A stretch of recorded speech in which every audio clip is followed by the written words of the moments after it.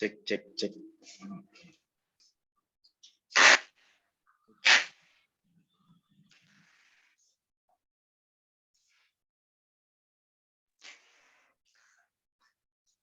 Oh ya, selamat siang teman-teman.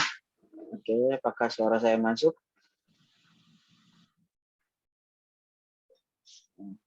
Selamat siang Ustadz. Iya, siang. Masuk suaranya.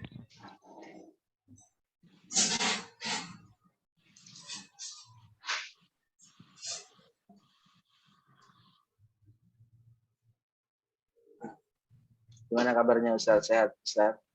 Alhamdulillah sehat. Gimana antum juga? Alhamdulillah sehat. Sehat.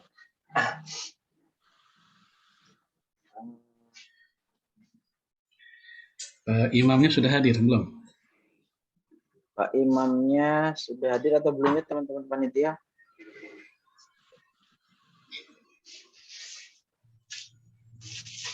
Oh, masih dalam perjalanan. Ya, buat teman-teman, selamat siang semuanya. Sehat selalu ya teman-teman. Ada siapa nih?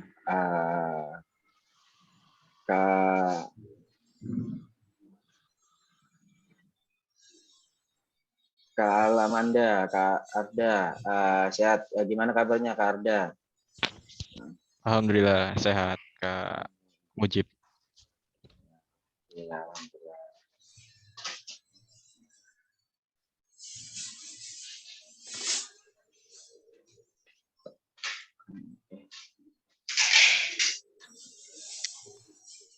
Kita tunggu pesertanya dulu atau ini kita mulai ya teman-teman panitia. Kita tunggu Pak Imamnya.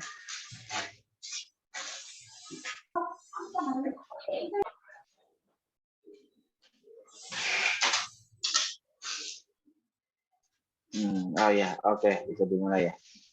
Ya,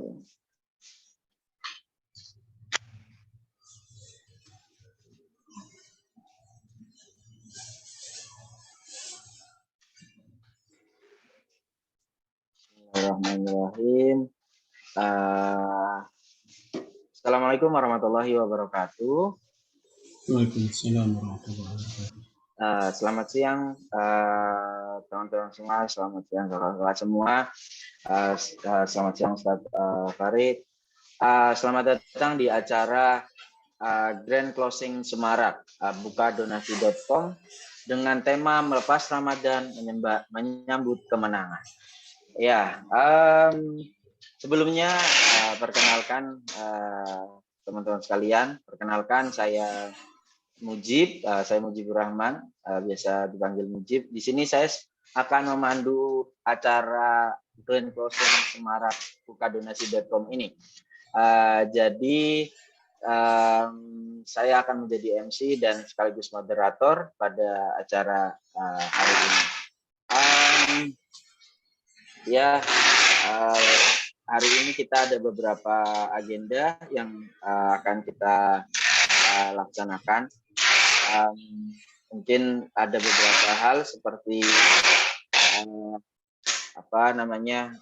nanti acara inti kita adalah materi atau kajian dari Ustaz Farid Nu'man. Nah, kita akan menuju acara inti tersebut.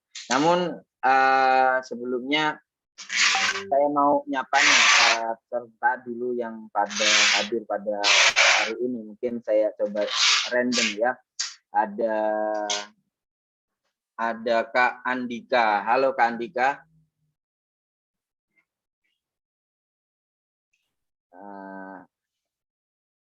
Halo Kak Andika, apa kabar?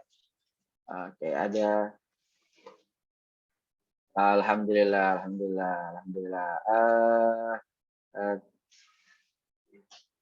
Kak Aufa, bagaimana nih kabarnya? Siang-siang ini puasanya masih semangat? Alhamdulillah semangat. Semangat. Alhamdulillah Kak Aufa. Ya, belum pernah bocor ya? Oke. Belum. Alhamdulillah. Oke, teman-teman sekalian, pada acara siang hari ini mari kita mulai acara hari ini. Langsung saja kita mulai dengan bacaan basmalah bersama-sama. Bismillahirrahmanirrahim. Oke, teman-teman sekalian, sebelum saya lanjut nih, mungkin saya minta teman-teman untuk memperhatikan tata tertib acara Grand Closing Semarak Buka Donasi.com hari ini. Itu ada beberapa peraturan atau tata tertib yang teman-teman harus taati selama berlangsungnya kajian, selama berlangsungnya pemateri nanti disampaikan. Yang pertama itu peserta diharapkan menggunakan pakaian yang sopan sebelum memasuki Zoom meeting ini. Yang kedua, peserta diharapkan menggunakan nama lengkap atau nama asli di Zoom masing-masing. Jadi jangan pakai nama-nama gaulnya ya, tapi teman-teman silakan pakai nama aslinya masing-masing. Diharapkan untuk menyalakan kamera tetapi mematikan mikrofon ya selama berlangsung. Jadi peserta diharapkan untuk menyalakan kamera dan tetapi mikrofonnya tolong di-off-kan. Kemudian nanti setelah materi disampaikan ada sesi tanya jawab. Sesi tanya jawab akan dibuka melalui kolom chat. Yang mengirimkan pertanyaan, nanti saya yang akan merekap dan mungkin juga nanti ada yang secara raise hand, itu akan kami sediakan fitur tersebut. Jadi nanti teman-teman barangkali ada yang menanyakan atau seperti apa itu bisa ditanyakan. Yang terakhir adalah apabila peserta melanggar tata tertib, maka mohon maaf panitia akan mengeluarkan peserta dari ruangan Zoom. Dan pada kegiatan kali ini juga nanti akan ada sertifikat buat para peserta teman-teman sekalian. Jadi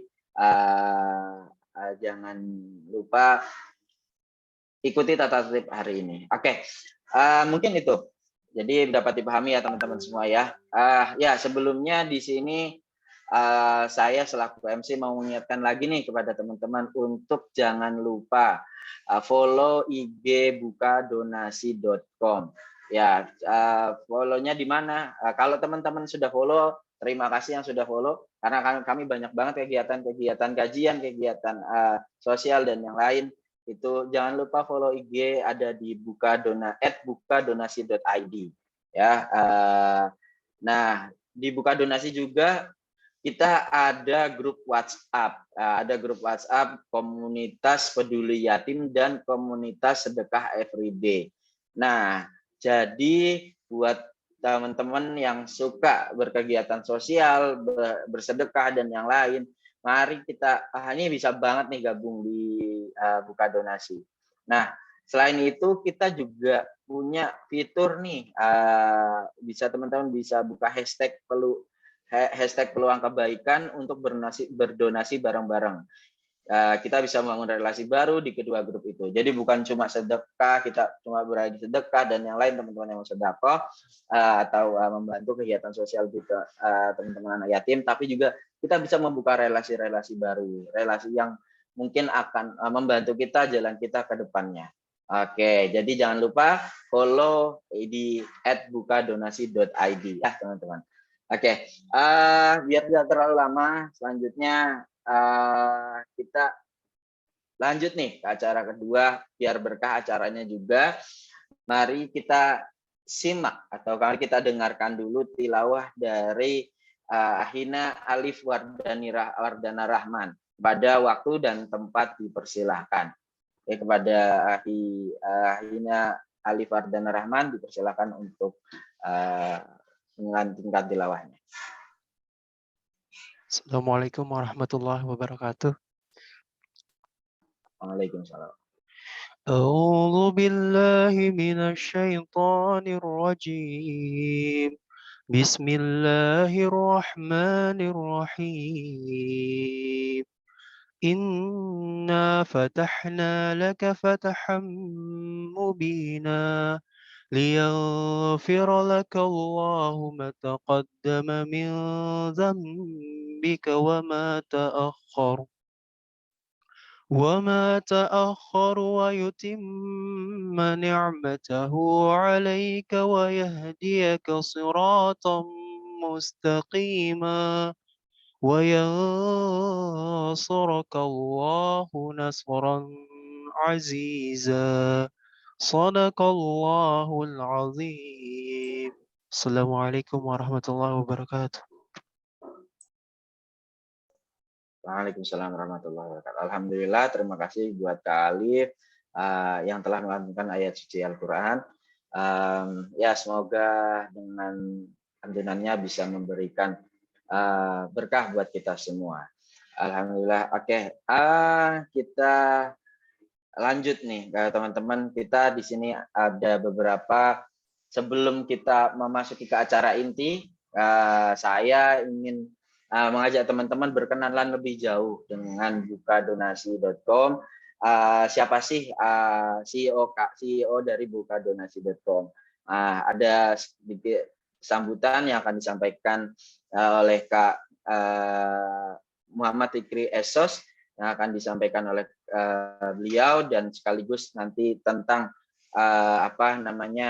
video atau kegiatan Semarak ini selama bulan Ramadan ini, atau Semarak dengan panjangan semangat milenial menyambut Ramadan dengan aksi dan kajian.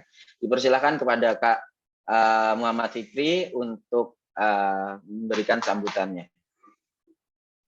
Baik, bismillahirrahmanirrahim.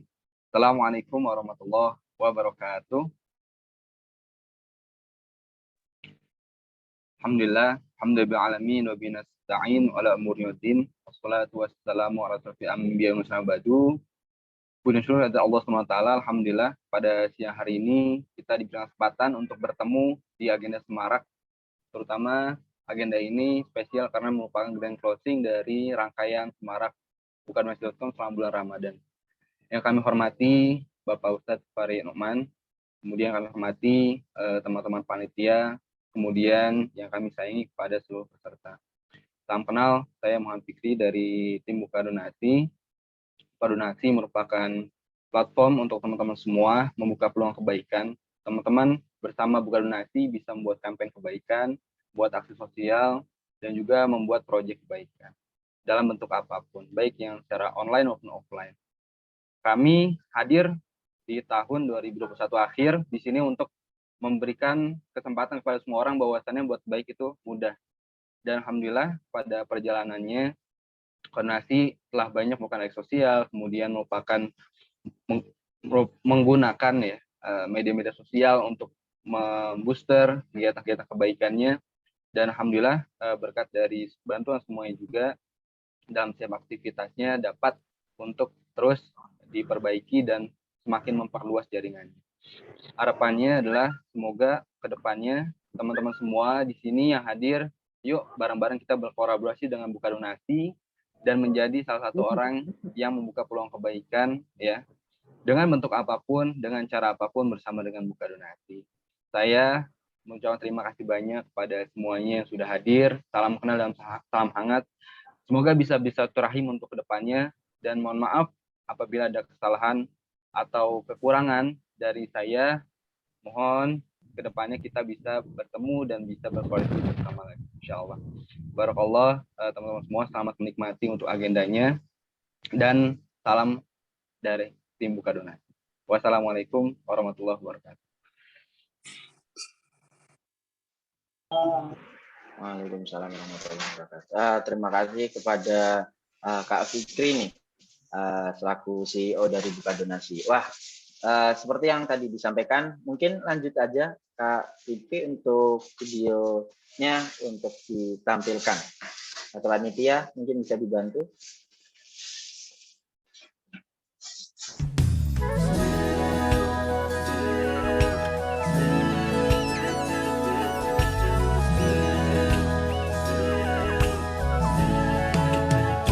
Bila ingin hidup damai di dunia, bahagialah dengan apa yang kau punya. Walau hatimu merasa semua belum sempurna, sebenarnya kita sudah cukup semuanya. Bila dunia membuatmu kecewa karena semua cita-citamu tertunda, mudah. Percayalah segalanya telah diatur semesta agar kita mendapatkan yang terindah.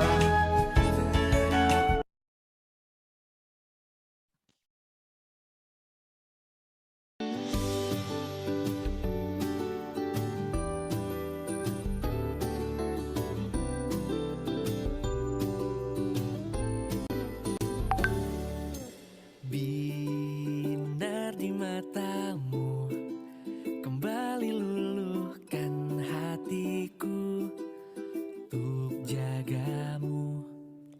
Merangkai kembali alur kisah yang telah lalu dan terkubur kecewa. Mungkinkah berakhir bahagia, jalani cerita bersama.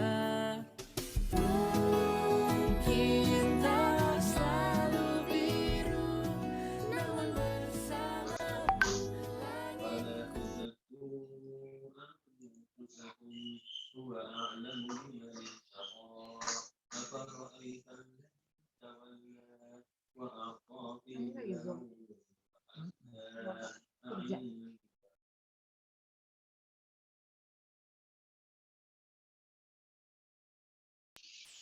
Alhamdulillah.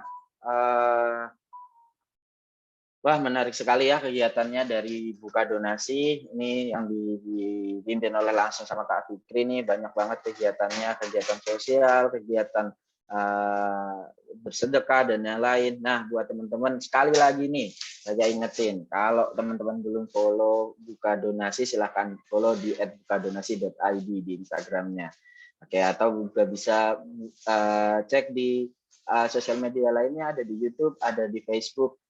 Atau bisa cek di websitenya bukadonasi.com. Oke, ya kita lanjut ke acara berikutnya, yaitu sambutan dari Bapak Wakil Wali Kota. Kebetulan beliau belum hadir, mungkin nanti akan menyusul di tengah-tengah. Mohon izin Ustadz, nanti di tengah penyampaian materi ketika beliau hadir, izin untuk mungkin jeda sebentar untuk sambutan barangkali 5-10 menit dari beliau, gitu Ustaz. Ya, langsung saja kita teman-teman, bismillahirrahmanirrahim. Kita langsung ke acara inti pada hari ini, yaitu acara kajian Semarak dan closing Semarak atau Semarak Milenial penuh dengan aksi dan kajian. Nah, pembicara hari ini kita ada kedatangan, yaitu salah satu Ustadz. Beliau Ustadz Farid Nu'man Hasan, dengan alamat di Jati Jajar Garden Residen Tapos Depok. Pendidikannya beliau dulu di S1 Sastra Arab UI Universitas Indonesia dan S2 Universitas Islam Asyafi'iyah. Sekarang beliau sebagai konsultan di syariah di tanyasyariah.com, kemudian ada di depoktansyariah.com dan alfahmu.id. Beliau juga pengurus Majelis Dakwah Al-Irsyad Al-Islamiyah, pembina pesantren Subuh dan pembina Fordai atau Forum Dai Inspiratif Kota Depok. Beliau juga penulis banyak banget rangkaian catatan tulisan beliau yang khususnya tentang fikih perempuan kontemporer, dan masih banyak lagi. Oke, mungkin itu ya, sangat kita nantikan materi dari beliau. Langsung saja mungkin saya sapa dulu. Assalamualaikum Ustadz, apa kabar, sehat Ustadz? Waalaikumsalam warahmatullahi wabarakatuh. Alhamdulillah sehat. Alhamdulillah. Baik Ustaz. Ini ya Ustaz Farid ya. Kita langsung saja mungkin Ustaz untuk materinya. Nanti silahkan teman-teman menyimak, memperhatikan. Jika ingin ada yang ditanyakan bisa di kolom chat ya, bisa ada di kolom chat atau nanti ada waktu saya minta untuk raise hand gitu. Jadi tanpa berlama-lama lagi dan menunda waktu agar kita melepas ini puasa Ramadan ini menuju kemenangan dengan kajian yang akan lebih dijelaskan lagi oleh Ustadz Farid. Kami persilahkan waktu dan tempat kami persilahkan. Silahkan Ustaz. Baik. Jazakallah khairan. Bismillahirrahmanirrahim. Assalamualaikum warahmatullahi wabarakatuh. Alhamdulillah, wassalatu wassalamu ala Rasulillah wa ala alihi wa sahbihi wa man walah. Wa la haula wa la quwwata illa billah. Amma ba'd.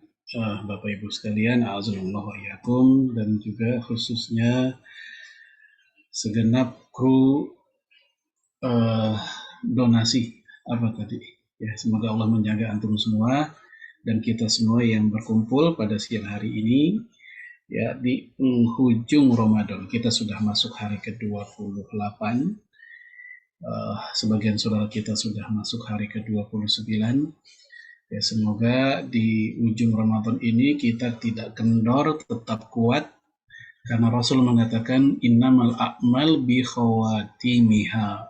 Amal itu yang paling menentukan adalah di ujung-ujungnya, di akhir-akhirnya. Ya, bahkan Rasul mengatakan secara global ya tentang kehidupan manusia itu, Nabi mengatakan khairun nas man tala umruhu wa hasuna amaluhu. Manusia terbaik adalah manusia yang umurnya Allah panjangkan dan amalnya semakin soleh. Ya, hadis riwayat Imam Abu Daud. Juga ada dalam kitab Sahih Muslim dengan redaksi yang agak berbeda. Nah, ini menunjukkan bahwa ketika ada manusia di masa-masa mudanya, barangkali dia mengalami masa kehidupan yang gelap, ya pernah jahiliyah lah begitu, janganlah kita menutup peluang baginya untuk berubah. Karena hidup manusia itu berepisode. Hidup manusia itu berjilid-jilid. Jilid ABG ada, jilid semasa dia kuliah ada, jilid di masa dia awal-awal nikah ada. Ya, manusia bisa mengalami zigzag kehidupannya. Naik turun semangat keislamannya, naik turun semangat ibadahnya. Oleh karena itu, dikala kita kesel, marah, cinta dengan seseorang, Islam mengajarkan untuk muktasib, untuk sederhana, untuk sedang-sedang saja. Karena memang tadi manusia itu bisa mengalami perubahan. Seseorang yang hari ini sangat kita benci, besok bisa sangat kita cintai, atau kebalikannya. Dan oleh karenanya pula, sebagian ulama mengajarkan atau menganjurkan, kalau kita bikin biografi seseorang, sebagusnya bikinlah biografi orang yang sudah wafat. Karena orang yang sudah wafat dari A dan Z kehidupannya sudah kelihatan seluruhnya. Ya, sehingga dia bisa dipertimbangkan untuk diabadikan atau tidak biografinya. Yang berbeda dengan orang yang masih hidup, hari ini kita bikin biografinya, kita sanjung-sanjung dia, kita puji-puji dia, kita berikan ya berbagai macam testimoni dari berbagai macam tokoh. Ternyata di akhir hayatnya dia melakukan perbuatan atau sikap-sikap yang membuat banyak orang marah misalnya. Atau termasuk si penulis biografinya pun juga tidak suka pada akhirnya.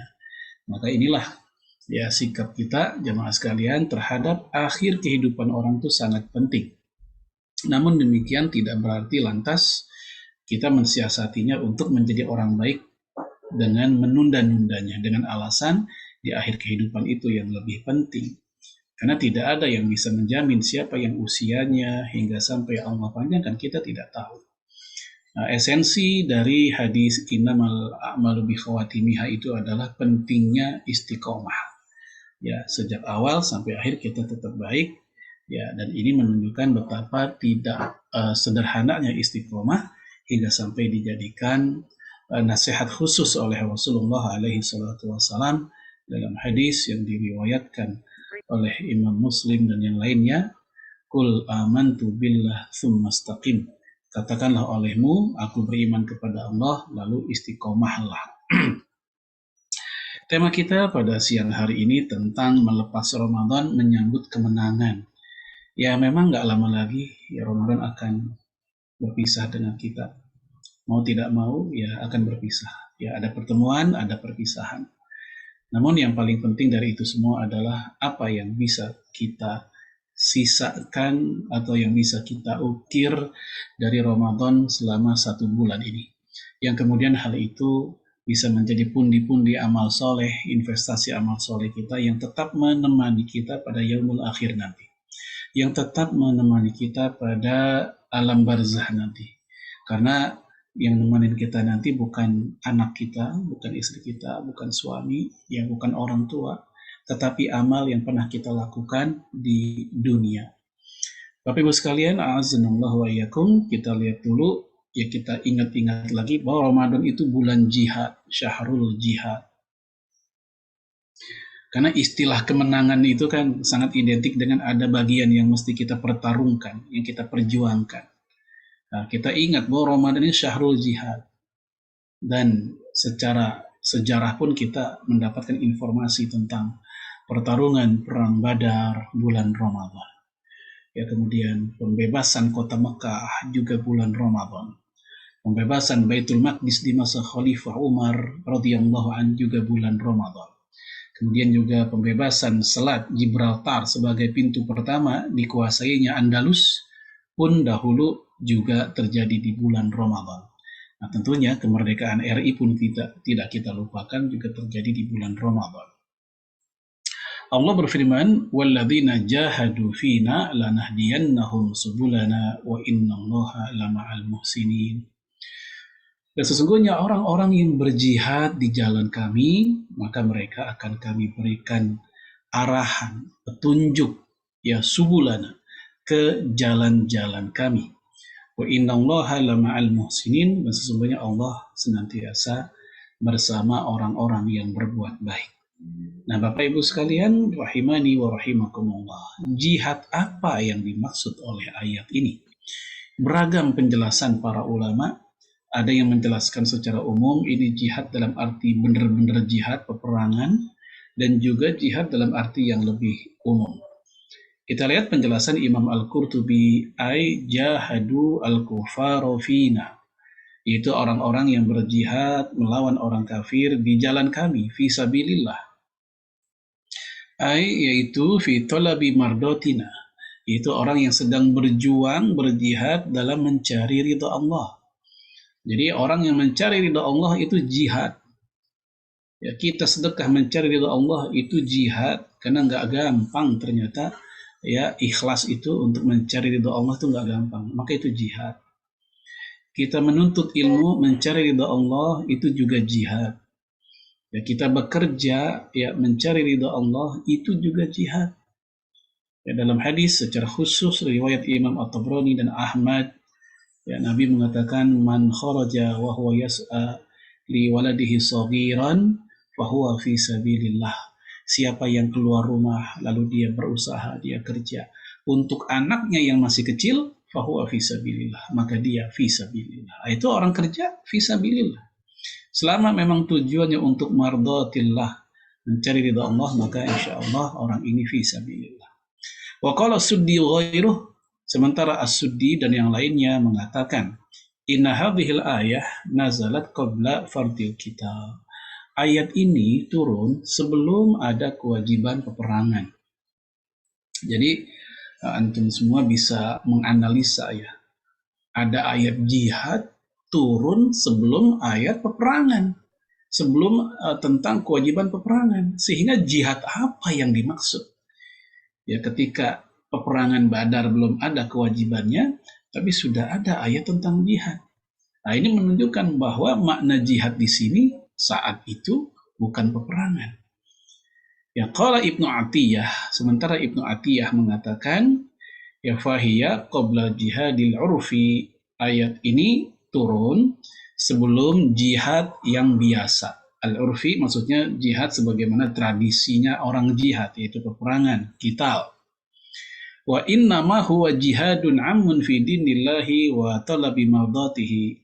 Jihad dalam ayat ini adalah bermakna umum, yaitu apapun aktivitas dalam rangka untuk meninggikan, memperjuangkan agama ini, dan mencari ridha Allah, maka itu jihad. Sehingga ya seseorang yang memiliki rezeki, dia bikin rumah Quran, rumah tahfiz Quran di rumahnya sendiri, ya dalam rangka memperbanyak para penghafal Quran dan penjaga Quran, maka yang kayak begini dia telah melakukan jihad dengan Quran, jihad dengan hartanya. Ada orang yang berjihad dengan ilmunya, mengajarkan fikih, mengajarkan hadis, mengajarkan tafsir, mengajarkan etika dan adab Islam. Dia berjihad dengan ilmunya, dan semuanya dalam rangka yaitu meninggikan kalimat Allah, meninggikan Islam dan mencari ridha Allah. Adapun Al-Hasan bin Abil Hasan, dia berkata, al-ayatu fil ubad. Ayat ini sedang membicarakan para ahli ibadah. Jadi orang yang sedang ibadah dengan kegiatan peribadatannya, ya, dan mereka istiqomah atas ibadahnya, maka orang ini para mujahid. Wa qala Ibnu Abbas wa Ibrahim bin Adham. Sementara Ibnu Abbas dan Ibrahim bin Adham mengatakan, ini dua orang yang generasi berbeda ya. Ibnu Abbas itu sahabat, Ibrahim bin Adham itu generasi beberapa setelah sahabat. Kurang lebih dia zaman tabi'in. Hiya fil ladzina ya'malun bima ya'lamun. Ya, yang dimaksud dengan orang-orang berjihad dalam ayat ini adalah yaitu orang-orang yang sedang melakukan atau mengamalkan apa-apa yang mereka ketahui. Ada ilmu, mereka praktekkan. Ini juga jihad. Wa qala Abu Sulaiman Ad-Darani, adapun Abu Sulaiman Ad-Darani mengatakan, laisal jihad fil ayati qitalul kufari faqat. Ayat ini, ya, jihad dalam ayat ini bukan terbatas pada peperangan melawan orang kafir. Bal huwa nasruddin, tapi ini juga bermakna pembelaan kepada agama, waraddu 'alal mubtilin, dan koreksi atas orang-orang yang membawa kebatilan, wa qam'uz zalimin, dan ya menahan laju orang-orang zalim, wa 'azamahul amru bil ma'ruf wan nahyu 'anil munkar, dan yang paling agung yang besar adalah amar ma'ruf nahi munkar. Wa minhu, dan diantaranya juga mujahatun nufusi fi ta'atillah, ya berjihad mengendalikan hawa nafsu dalam melakukan ketaatan kepada Allah. Karena orang kalau melakukan ketaatan biasanya ada masa-masa males, jenuh, bosen, ingin nunda-nunda, ingin segitu aja dan seterusnya, merasa udah cukup. Nah, kemampuan seseorang dalam menahan hawa nafsunya untuk tidak membatalkan keinginan ibadahnya itu, ini juga jihad. Bahwa jihadul akbar. Bahkan Abu Sulaiman Darani mengatakan ini jihad yang paling besar. Ya, walaupun untuk jihad paling besar adalah apa, terjadi perbedaan pandangan para ulama. Nah, Imam Ibnu Qayyim mengatakan jihad paling besar, paling afdol, itu tergantung tuntutan, kondisi. Kalau negara sedang dijajah, maka jihad paling besar adalah yaitu memerangi, mengusir penjajah. Kalau negara sedang damai, tapi diliputi oleh kemiskinan, maka jihad paling besar adalah yaitu memberantas kemiskinan. Kalau negara ya tidak sedang dijajah, tidak pula kemiskinan, tapi banyak kebodohan yang merata, maka jihad paling besar adalah jihadnya ilmu, baik belajar atau mengajar. Ini pandangan yang disampaikan oleh Imam Ibnu Qayyim dalam kitab Madarijus Salikin. Nah, khusus untuk jihad melawan hawa nafsu, ya memang dia mendapatkan porsi khusus ketika bulan Ramadan. Ya, oleh karena itu ada hadis yang sangat biasa dipakai, dibawain oleh para mubalik, para penceramah ketika bulan Ramadan. Itu tentang ya qadimtum min jihadil asghar ila jihadil akbar wa qadimtum ya bi khairi maqdam. Kalian datang dari jihad kecil menuju jihad besar. Kalian datang dengan sebaik-baiknya kedatangan. Lalu ada orang nanya, ya Rasul, apakah ada jihad yang lebih besar dari ini? Yaitu dari perang Badar katanya. Nabi bilang ada, yaitu jihadul abdi ila hawa, jihadnya seorang hamba melawan hawa nafsunya. Bapak Ibu sekalian, ini hadis statusnya dhaif jiddan, sangat lemah. Bahkan sebagian mengatakan ini bukan hadis, ini ucapan tabi'in, seperti yang dijelaskan oleh Imam An-Nasai dalam kitab Al-Kuna, dan juga Imam Ibnu Hajar dalam kitab Tasdidul Qaus, bahwa ini ucapan Ibrahim bin Abi Ablah. Ya, baik. Nah, namun demikian, walaupun ini hadis dhaif, sangat dhaif ya, atau mungkin itu hanya ucapan tabi'in, ucapan Nabi, tapi memang ada hadis lain yang menyebutkan jihad melawan hawa nafsu memang jihad. Kita lihat di sini hadis Imam Tirmidzi dengan sanad hasan sahih, al-mujahid man jahada nafsahu. Mujahid adalah orang yang berjihad melawan hawa nafsunya, mengendalikan, mengontrol hawa nafsunya. Nafsu pengen bicara yang enggak-enggak, nafsu pengen komen, semua pengen dikomenin sama dia kendalikan. Nafsu ingin makan, semua yang dia lihat pengen dicobain, dan seterusnya.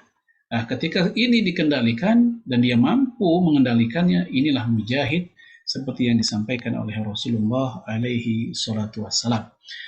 Itulah alasan kenapa Idul Fitri disebut hari kemenangan. Karena saat itu umat Islam menang mengendalikan hawa nafsunya di bulan Ramadan. Walaupun memang ada pula yang kalah. Tapi kita mengambil yang gambaran umumnya. Ya, lalu muncullah kalimat yang sangat terkenal di negeri kita, yaitu minal aidin wal faizin, yang merupakan potongan dari sebuah doa, ja'alanallahu wa iyyakum minal aidin wal faizin. Ya, semoga Allah menjadikan kita dan kalian termasuk golongan orang-orang yang kembali kepada Islam yang benar, kembali menjadi suci, dan juga faizin, itu orang-orang yang menang. Ini kenapa disebut minal aidin wal faizin? Kenapa disebut seringkali di banyak tema kalau lagi hari raya meraih kemenangan? Kadang ada ya broadcast, saya pernah baca itu, yang menyindir-nyindir menang dari apa katanya. Buat apa ucapan minal aidin wal faizin? Nggak ada dalam sunnah, lagi pula menang dari apa? Ya, dan ternyata ya broadcast ini udah dibantah ya oleh penulisnya sendiri. Ya, karena di situ ada seorang penulis ya, nama seorang ustadz di Indonesia. Ketika dikonfirmasi ke dia nggak ngerasa nulis kayak begitu. Ini mungkin ada orang yang membuat kepalsuan tulisan, nyatut nama seorang ustadz begitu. Tapi yang jelas ucapan minal aidin wal faizin, ya, atau ucapan tahniah yang lainnya itu silahkan saja. Tidak ada larangan secara syar'i. Ini hanyalah terkait masalah adat. Ini bukan masalah ritual khusus. Ucapan selamat, ya, greeting itu bebas, mau kita ucapin barokallah atau iduka mubarak, ya, atau id mubarak, atau misalnya taqabbalallahu minna wa minkum sebagaimana para sahabat. Yang jelas bebas, silahkan. Ya, adapun dari Rasul sendiri tidak ada yang sahih. Ya, tidak ada hadis sahih dari Rasulullah apa yang beliau ucapkan ketika hari raya. Ya, sehingga dikatakan oleh Syekh Muhammad Shalih Utsaimin, at-tahni'atu bil 'id jaizah. Ngucapin selamat ketika hari raya itu boleh. Wa laisa laha tahni'atun makhsusah. Dan tidak ada kalimat khususnya, jadi bebas.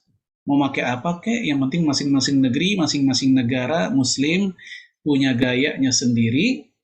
Ya, bal ma i'tadahun nas fa huwa jaiz malam yakun ithma.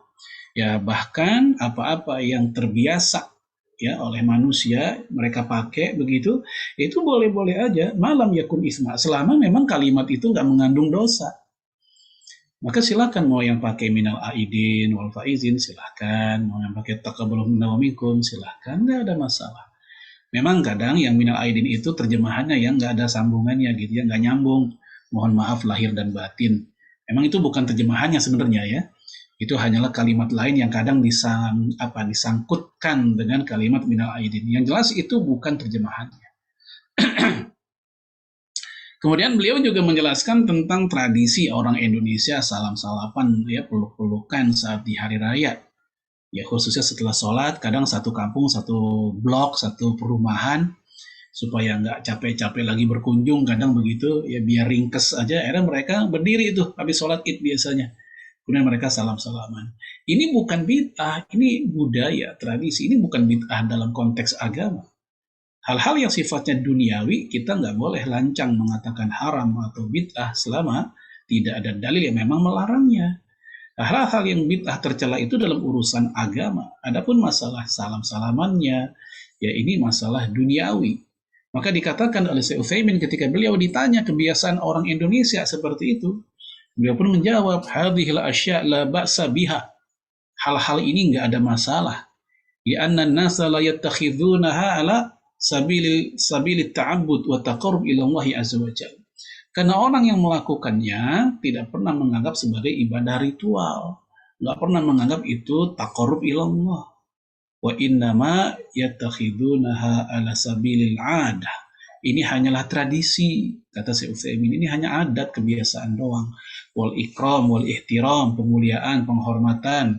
Wa madamat adah, maka selama ini hanya tradisi, lam yarid asyar'u bin nahyi anha, dan syariat enggak pernah melarangnya, fa innal asla fiha al ibahah, maka hukum dasarnya adalah boleh.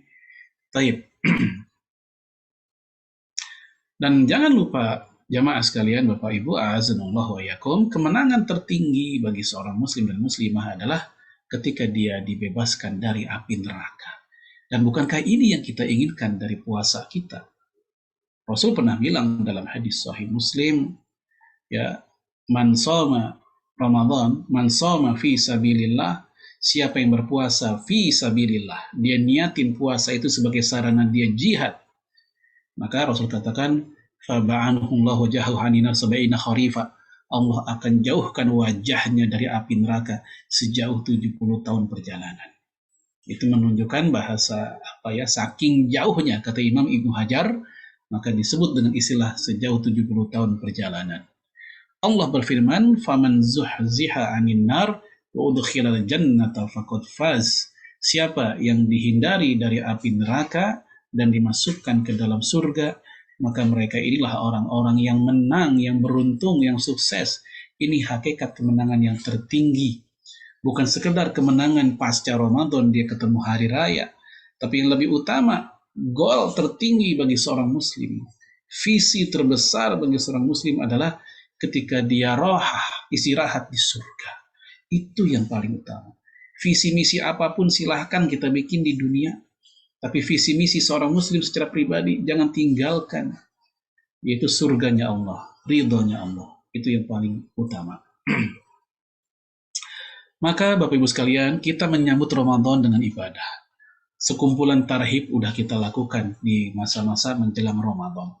Ada yang kajian, ada yang udah bikin program-program, target-target, ya. Kemudian ada juga yang bikin pertemuan. Jadi ini semua dalam rangka warming up. Ada yang juga dengan puasa, yaitu puasa sunnah Sya'ban dan juga bahkan sebelumnya Rajab. Kemudian mengisinya pun dengan ibadah, ya, dengan puasa itu sendiri, dengan sedekah, dengan sahur on the road atau iftar on the road, ya, juga dengan tarawih. Kemudian kita itikaf, dan itikaf masih ada, nggak habis, ya. Kalau kita ingat, Rasul bilang begini dalam konteks mencari Lailatul Qadar, ya, kata Rasul, falyataharroha fi tsaminah, carilah Lailatul Qadar di malam ke-29. Fi tasi'ah, di malam ke-29. Rasul menyebut tasi'ah 9, maksudnya 9 di 10 hari terakhir, yaitu malam ke-29. Ya, wasabi'ah, atau di hari ke-7. Al-khamisah, atau di hari ke-25, malam ke-25. Sementara dari Muawiyah bin Abi Sufyan, dia mengatakan, iltamisu Lailatul Qadri fi akhir lail Ramadan. Ya, yaitu di malam terakhir bulan Ramadan. Malam terakhir bulan Ramadan itu nanti malam nih.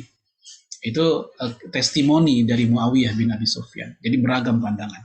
Dan masalah ini sudah sering saya bahas di berbagai macam pertemuan yang lainnya.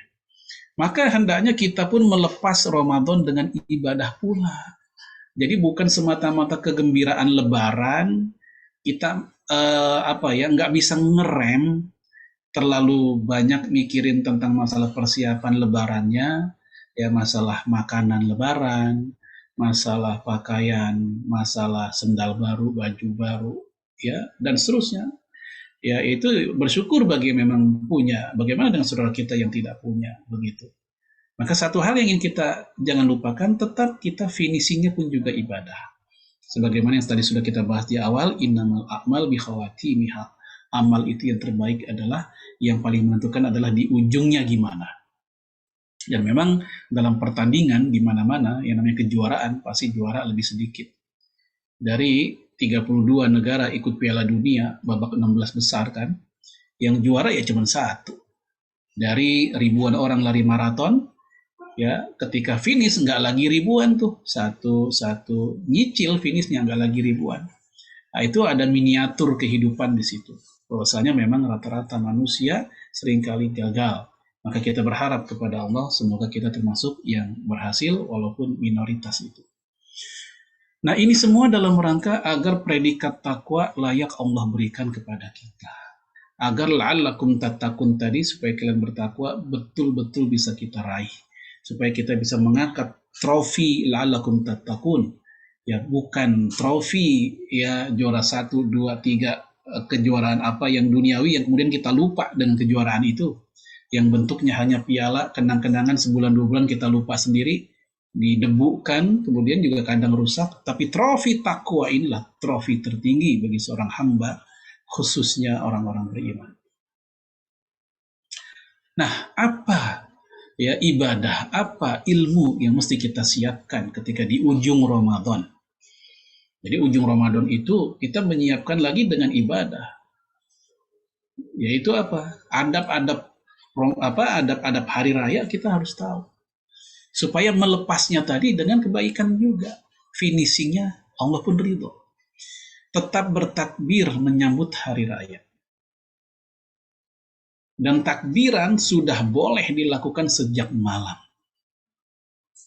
Ya, sebagaimana yang Allah sebutkan dalam surat Al-Baqarah ayat 185.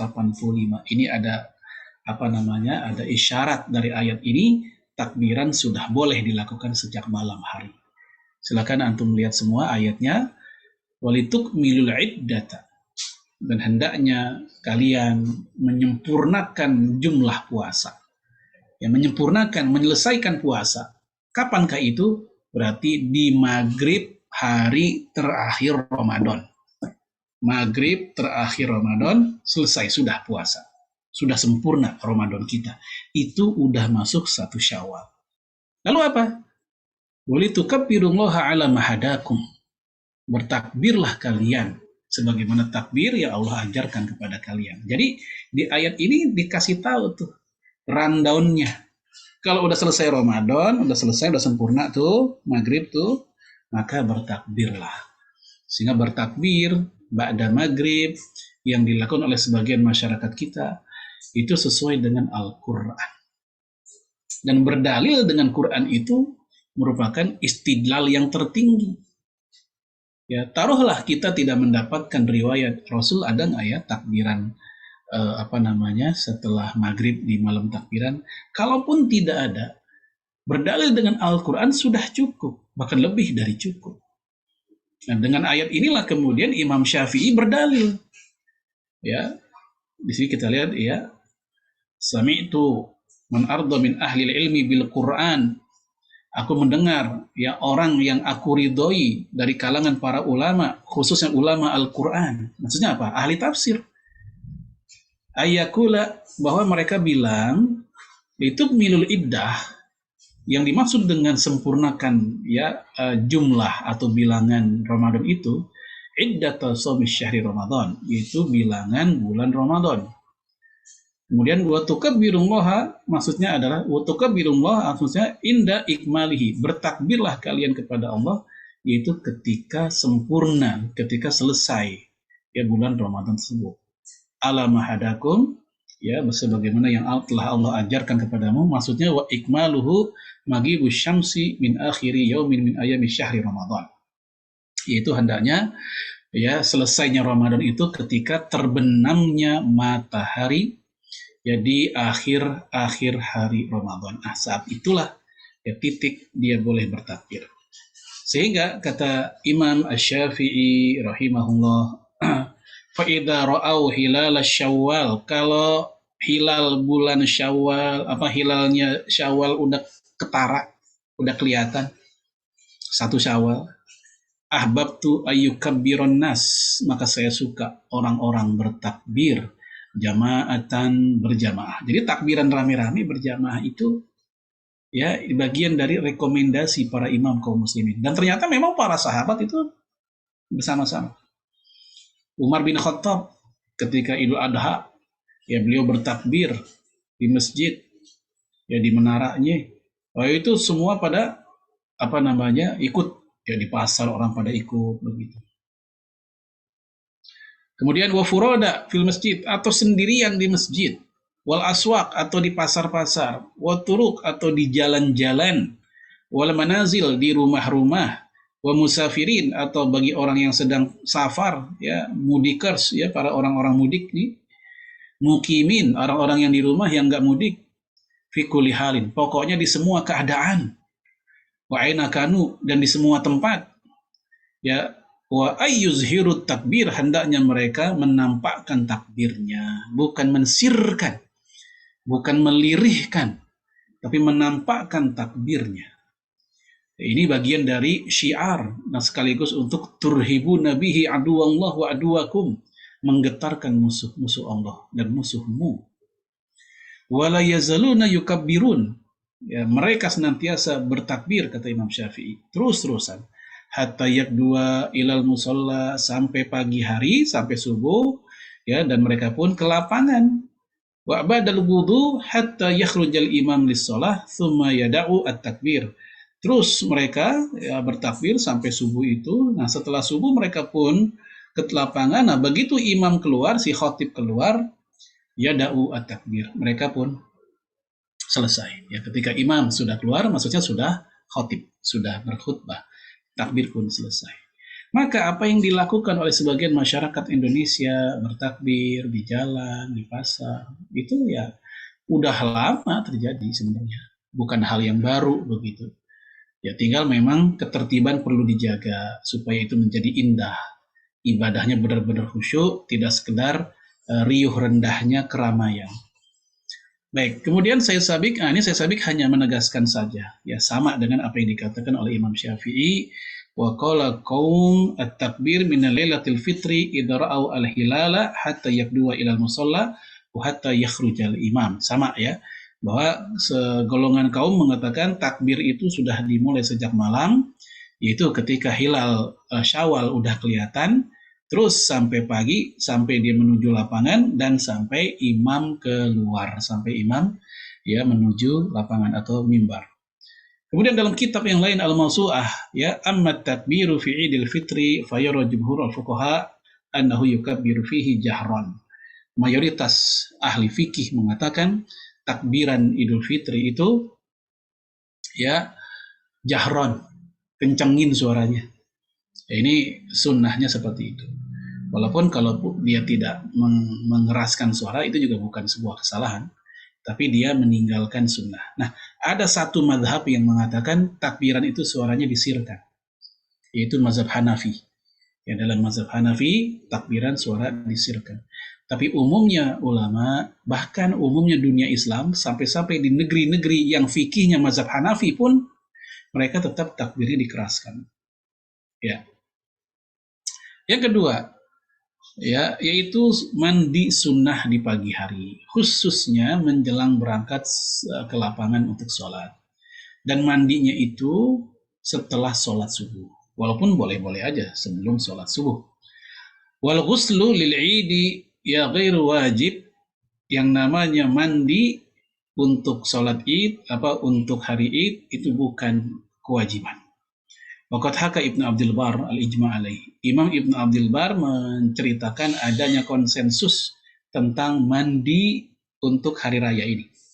Wali ashabina ya wajhun dha'ifun biwujubihi. Sementara sahabat-sahabat kami, kata Imam Ibnu Rajab, ya, maksud sahabat kami adalah Hambali, karena Ibnu Rajab itu mazhabnya Hambali.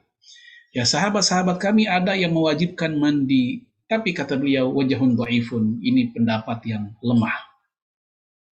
Warawa Az-Zuhri an Ibnul Musayyab, sementara Imam Az-Zuhri yang meriwayatkan dari Ibnul Musayyab, dia berkata, al-ittisalu lil fitri wal adha qabla ay yakhruja ila shalah haqqun. Ya, mandi untuk Idul Fitri dan Idul Adha sebelum keluar menuju lapangan atau menuju salat itu benar adanya. Jadi kita tahu mandi itu dalam Islam ada dua model, ya. Yang mandi ibadah dan mandi bukan ibadah. Dalam artian mandi adat. Mandi adat kayak di kita kayak mandi sore aja atau mandi pagi, sekedar untuk seger-seger. Adapun mandi ibadah ada mandi wajib, ada mandi sunnah. Ya, mandi wajib kita tahu setelah junub, setelah hadas-hadas besar, baik itu junub, nifas atau haid atau orang yang masuk Islam, ya diwajibkan dia mandi. Namun ini bukan syarat keislaman, ya, itu hal yang terpisah. Kemudian mandi sunnah ketika masuk ke Mekah, ketika ihram, ya, ketika hari Id atau ketika hari Jumat atau ketika setelah bekam. Setelah bekam itu sunnahnya mandi. Cuman di Indonesia malah habis bekam pada takut mandi, khawatir masuk angin katanya. Kemudian mandi bagi mereka yang mandiin mayat ini juga dianjurkan mandi. Ya, adapun tentang orang yang gotong mayat mandi atau tidak, jumhur mengatakan bukan mandi tapi wudhu. Ya. Kemudian menggunakan pakaian terbaik, bukan terbaru, terbaik. Kita jangan mau kalah dengan non-muslim, mohon maaf ya, non-muslim Nasrani itu kalau ke gereja, terlepas dari mereka tetap pakai sepatu dan sendalnya ya, karena mereka kan nggak pakai karpet ya. Terlepas dari itu, mereka itu pakai baju terbaik, kemeja terbaik. Ya, kalau yang perempuannya juga begitulah. Tapi orang Islam kadang baju koko udah seminggu udah digantungin, masih aja dipakai. Ya, itu kerah udah hitam masih dipakai juga. Kain sarung, ronda pakai itu, tidur pakai itu, sholat id pakai itu juga. Ya, kita baik sangka mungkin nggak ada yang lain kali gitu ya, mungkin kurang. Tapi terlepas dari itu, bagi orang yang memang tersedia sebagai alternatif cadangan, pakailah yang terbaik. Sebagaimana Rasul pun menyontohkan. Kita lihat di bawah di Zadul Ma'ad ya, Imam Ibnu Qayyim menceritakan, ya, wa kana yalbasu lil khuruji ilaihima ajmala thiyabih. Dulu Rasul ya menggunakan yang terbaik, pakaian yang terbaik ya ketika dia khuruj, keluar ya ilaihima, ya kedua hari raya itu, Adha dan Fitri. Fakana lahu hullah, Rasul punya mantel hullah. Yalbasuha lil aidain wal jum'ah, yang hanya Rasul pakai ketika dua hari raya dan hari Jumat saja untuk khutbah. Wa marratan kana yalbas burdain akhdarain wa marratan bardan ahmar. Ya, sesekali Rasul pakai yang warnanya hijau, sesekali pakai yang merah. Jadi ada pakaian spesial gitu untuk sholat atau untuk momen-momen istimewa yang enggak kita pakai ketika hari-hari biasa. Ya, nah kadang orang Islam itu ya kerja pakai itu, ya naik motor yang kena asap pakai itu juga, dapur pakai itu juga, sholat pakai itu juga. Walaupun kalau bicara sah ya sah-sah aja ya selama nggak mengandung najis. Tapi kalau kita bicaranya etika, adab, mengikuti Rasulullah, maka kita menggunakan yang terbaik di hari raya. An Muhammad bin Ishaq qol qultu lin Nafi. Muhammad bin Ishaq berkata, aku nanya ke Nafi. Ya, kaifa kana Ibnu Umar radhiyallahu anhuma yasna'u yaumal Id? Apa yang dilakukan oleh Ibnu Umar ketika hari Id? Kenapa ini yang diangkat Ibnu Umar? Karena Ibnu Umar itu sahabat Nabi yang sangat ketat terhadap sunnah. Sehingga hampir bisa dipastikan yang dia lakukan nggak mungkin ngarang-ngarang. Melainkan ini merupakan apa yang dia lihat dari sunnah Rasul alaihi salatu wassalam. Itulah kenapa yang kita pakai sebagai contoh dari Ibnu Umar. Lalu Nafi menjawab, qala kana yashhadu shalah al-fajri ma'al imam. Di hari raya beliau sholat berjamaah bersama imam sholat subuh. Tsumma yarji ila baitih. Kemudian habis sholat subuh dia pulang ke rumahnya. Fayaktasil. Lalu dia pun mandi. Jadi mandinya setelah sholat subuh. Ya, walaupun boleh-boleh aja sebelum subuh ya. Tapi kita lihat di sini rundown-nya begitu. Dia mandi setelah sholat subuh. Ya ghuslahu minal janabah, yaitu dengan cara mandi seperti mandi junub walaupun lagi nggak junub.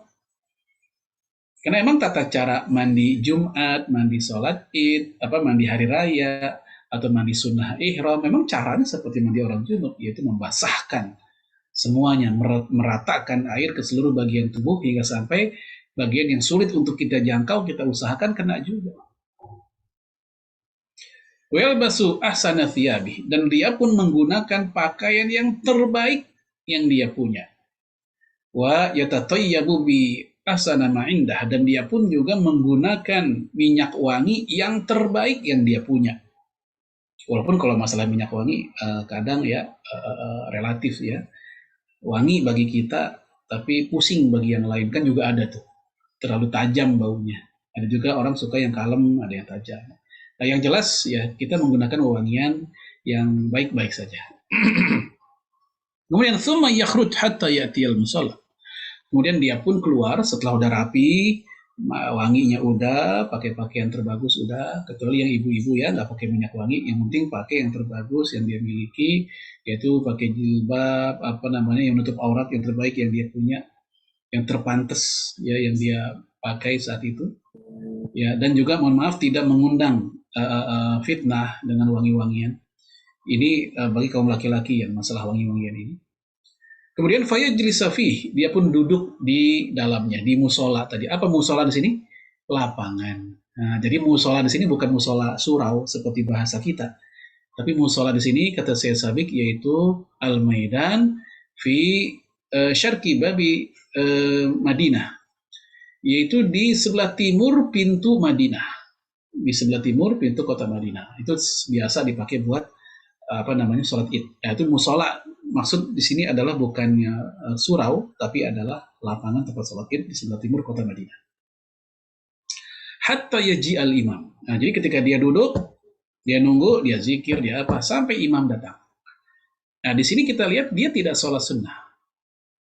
Ya, karena memang pertama tidak ada sholat sunnah untuk tahiyatu lapangan, nggak ada.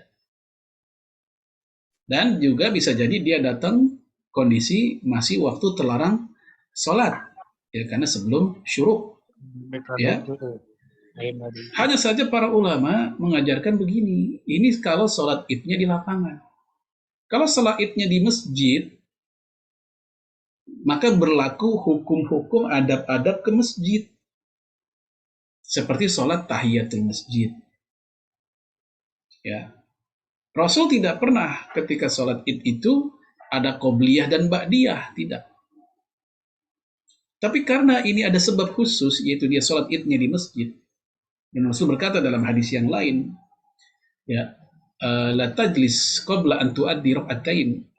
Janganlah kamu duduk ya sementara kamu belum menunaikan 2 rakaat. Maksudnya 2 rakaat tahiyatul masjid. Nah, kalau ada kekhususan kayak begitu, dia sholatnya di masjid, maka silahkan dia sholat tahiyatul masjid. Adapun ini bukan di masjid, ini di lapangan. Fa idza ja'al imam shalla ma'ah. Nah, begitu imam datang, dia pun sholat bersamanya. Tsumma yarji, lalu dia pun pulang.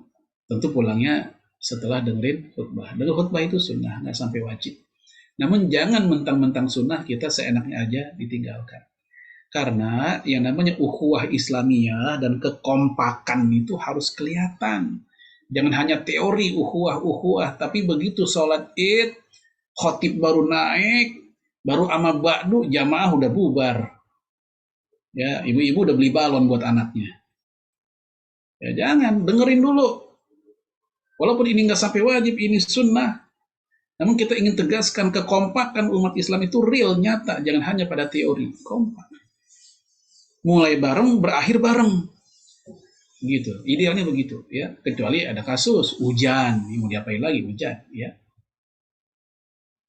Kemudian, ya, thumma yarji. Nah, setelah sholat, dia pun pulang.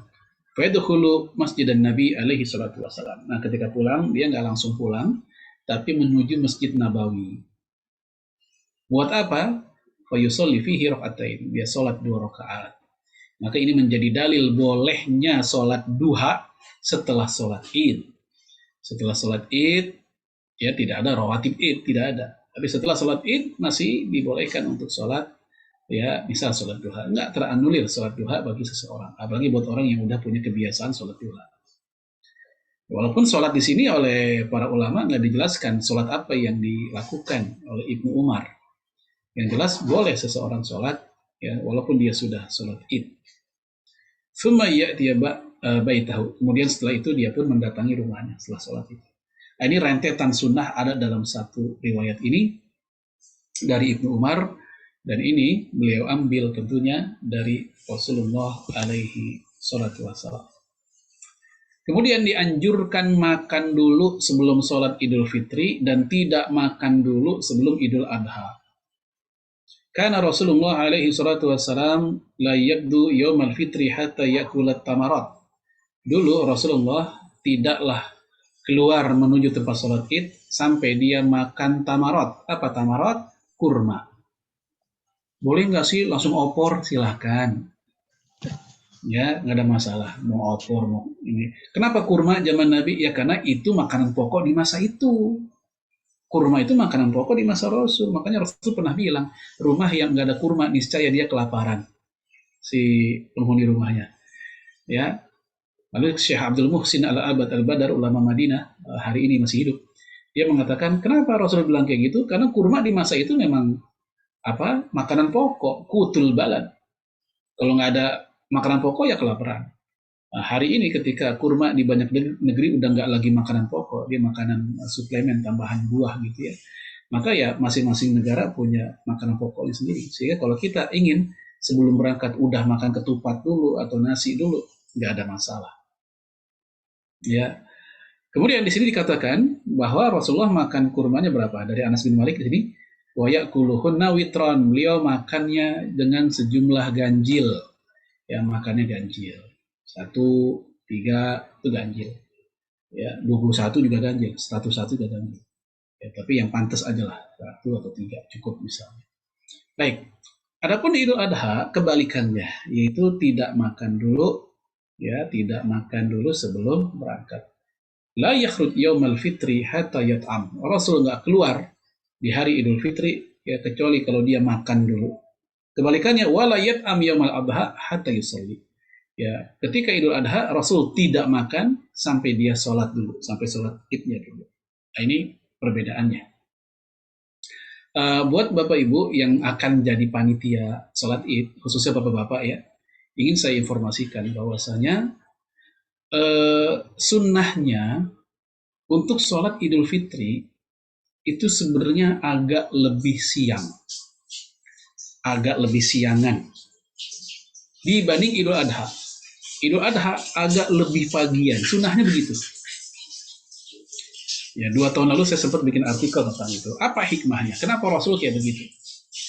Bahwasanya untuk sholat Idul Fitri ya agak siangan. Hikmahnya adalah supaya masih ada waktu orang zakat fitrah. Orang yang telat atau lupa zakat fitrah, dia masih ada spare waktu untuk mengejar sah zakat fitrahnya. Sehingga agak panjang. Kenapa sholat Idul Adha justru lebih pagi? Tujuannya adalah supaya waktu penyembelihan kurban jadi lebih panjang. Itu hikmahnya. Disampaikan oleh para ulama tentang kenapa ada perbedaan sedikit tentang masalah waktu Idul Adha, sholat ya, Idul Adha dan Idul Fitri. Baik, jemaah sekalian, kemudian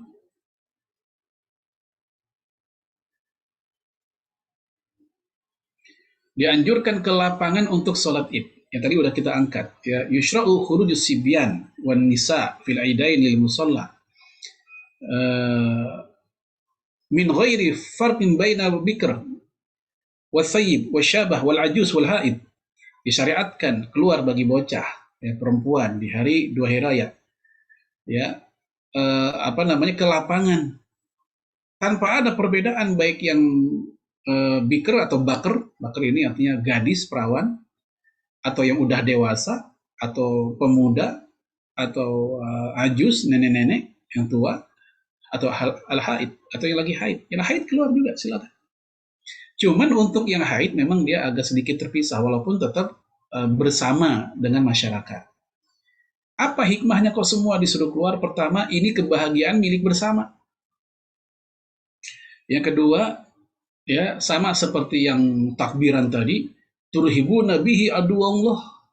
Ya supaya orang-orang yang dengki kepada Islam, mereka melihat tentang kebesaran Islam, tentang umat Islam.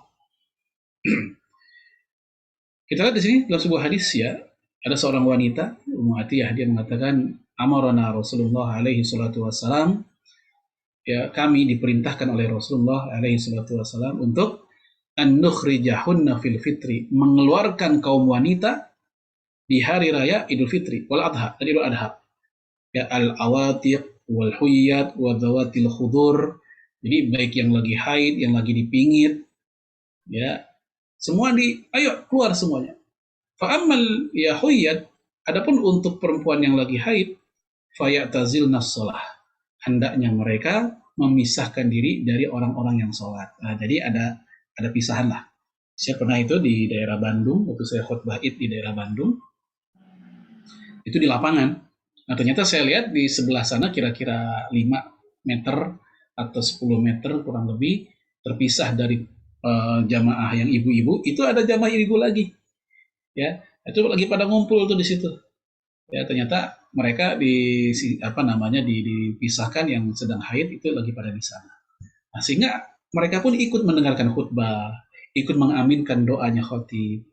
Jadi mereka dapat hikmah banyak di situ. Maka di sana kan di sini kita lihat wa yustahabna al khairan.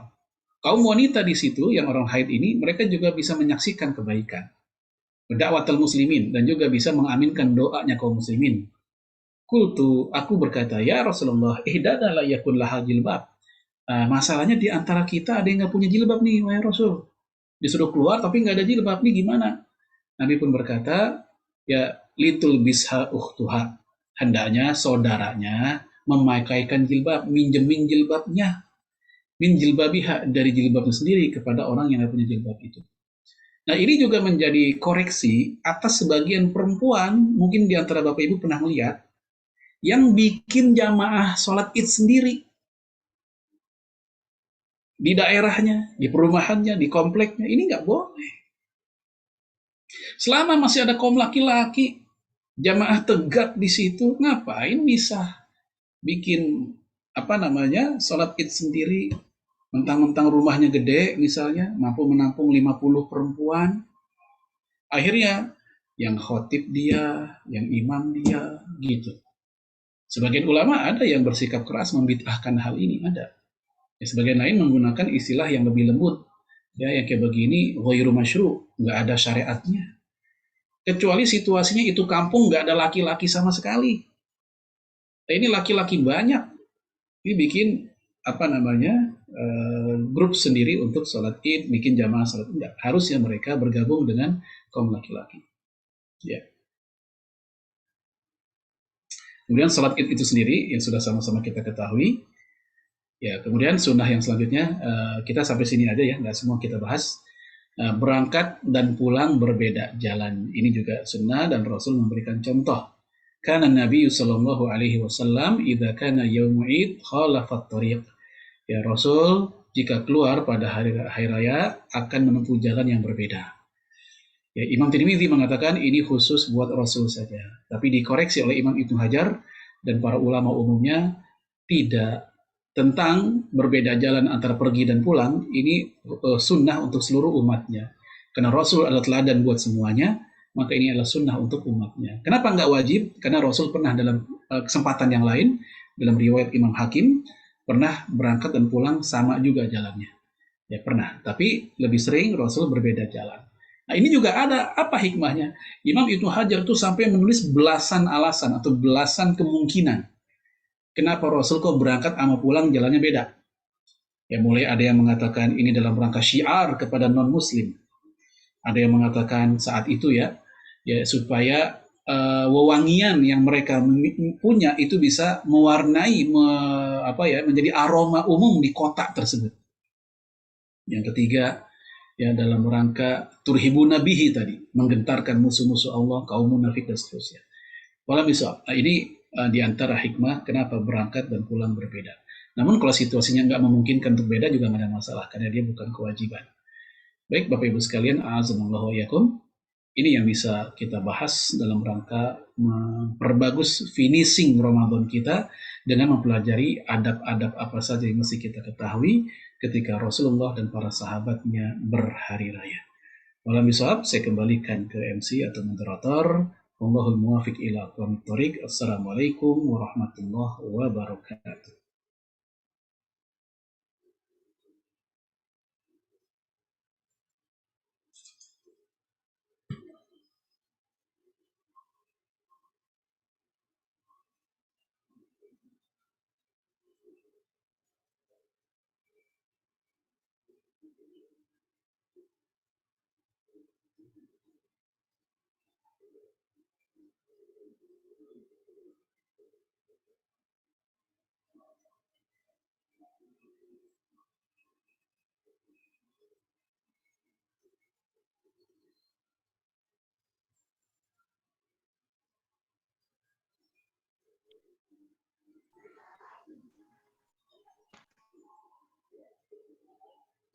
Ya, mungkin panitia bisa mengambil alih sebentar. Iya. Waalaikumsalam warahmatullahi wabarakatuh. Ustaz, mohon maaf Ustaz, ada gangguan sinyal dari MC kita. Mohon izin sejenak ya teman-teman untuk menggantikan. Oke, kepada hadirin semua yang ingin bertanya dipersilakan untuk open mic atau untuk memberikan pertanyaannya di kolom chat Zoom. Silakan. Kita buka sesi tanya jawab. Silakan untuk raise hand ya, atau langsung open mic atau mengirimkan chat di link di Zoom-nya, silakan. Baik, sudah ada satu ya, ada Alamanda padanya dipersilakan. Terima kasih Kak Muhammad Fikri atas kesempatannya. Terima kasih juga kepada Ustadz Farid, jazakallah khair atas materinya yang Masya Allah bermanfaat. Ini Ustadz, saya ingin bertanya terkait kemenangan ya pada saat hari Idul Fitri. Saya ingin bertanya Ustadz, kalau misalkan orang nih, ada orang yang pokoknya ragu gitu Ustadz, apakah puasanya itu diterima apa enggak. Entah itu karena dia melakukan suatu hal yang dikiranya membatalkan puasa, kayak menelan odol, menelan pasta gigi dan sebagainya. Itu dia kadang-kadang ada orang kayak gitu saat dia ragu nih, ini apakah ini batal apa enggak ya? Udah lanjutin aja gitu. Nah, yang saya ingin tanyakan, apakah orang itu karena keraguannya itu dia harus membayar puasanya di setelah hari raya Idul Fitri atau enggak? Dan apakah bisa orang itu bisa disebut sebagai orang yang mendapatkan kemenangan Ustaz setelah bulan Ramadan? Mungkin itu Ustaz. Terima kasih. Baik, jazakumullah khairan kepada Alamanda ya, tentang orang yang ragu-ragu terhadap puasanya apakah batal atau tidak, tadi begitu ya.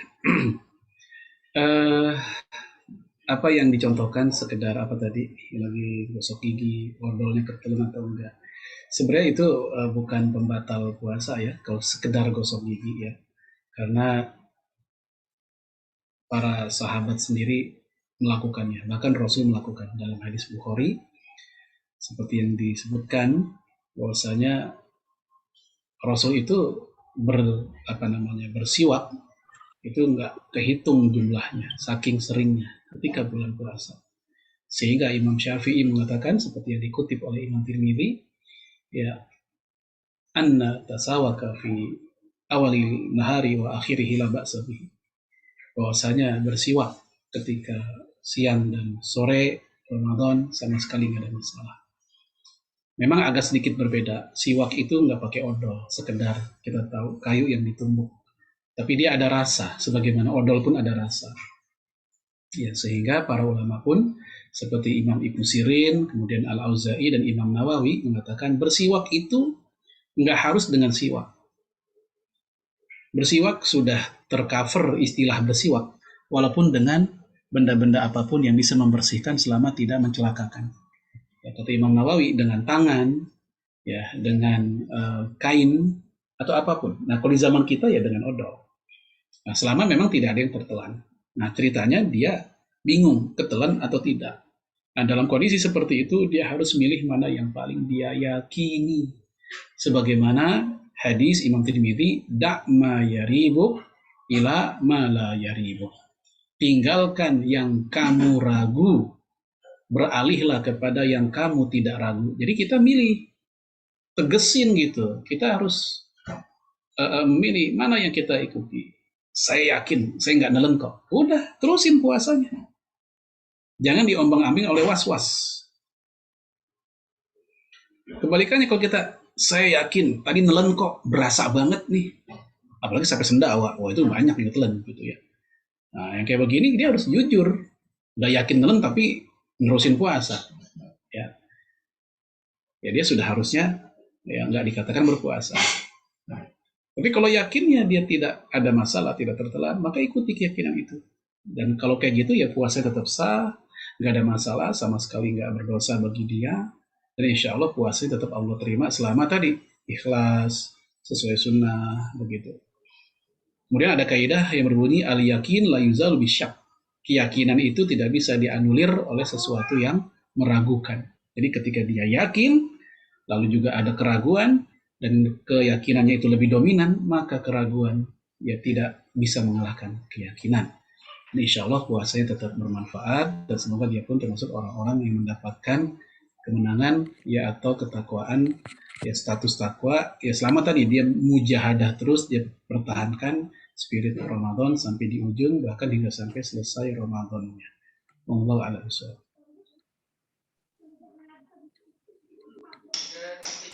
Barakallah, barakallah. Terima kasih Ustaz.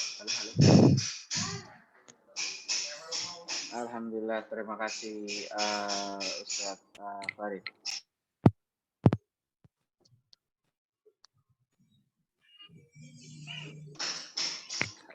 Halo, halo.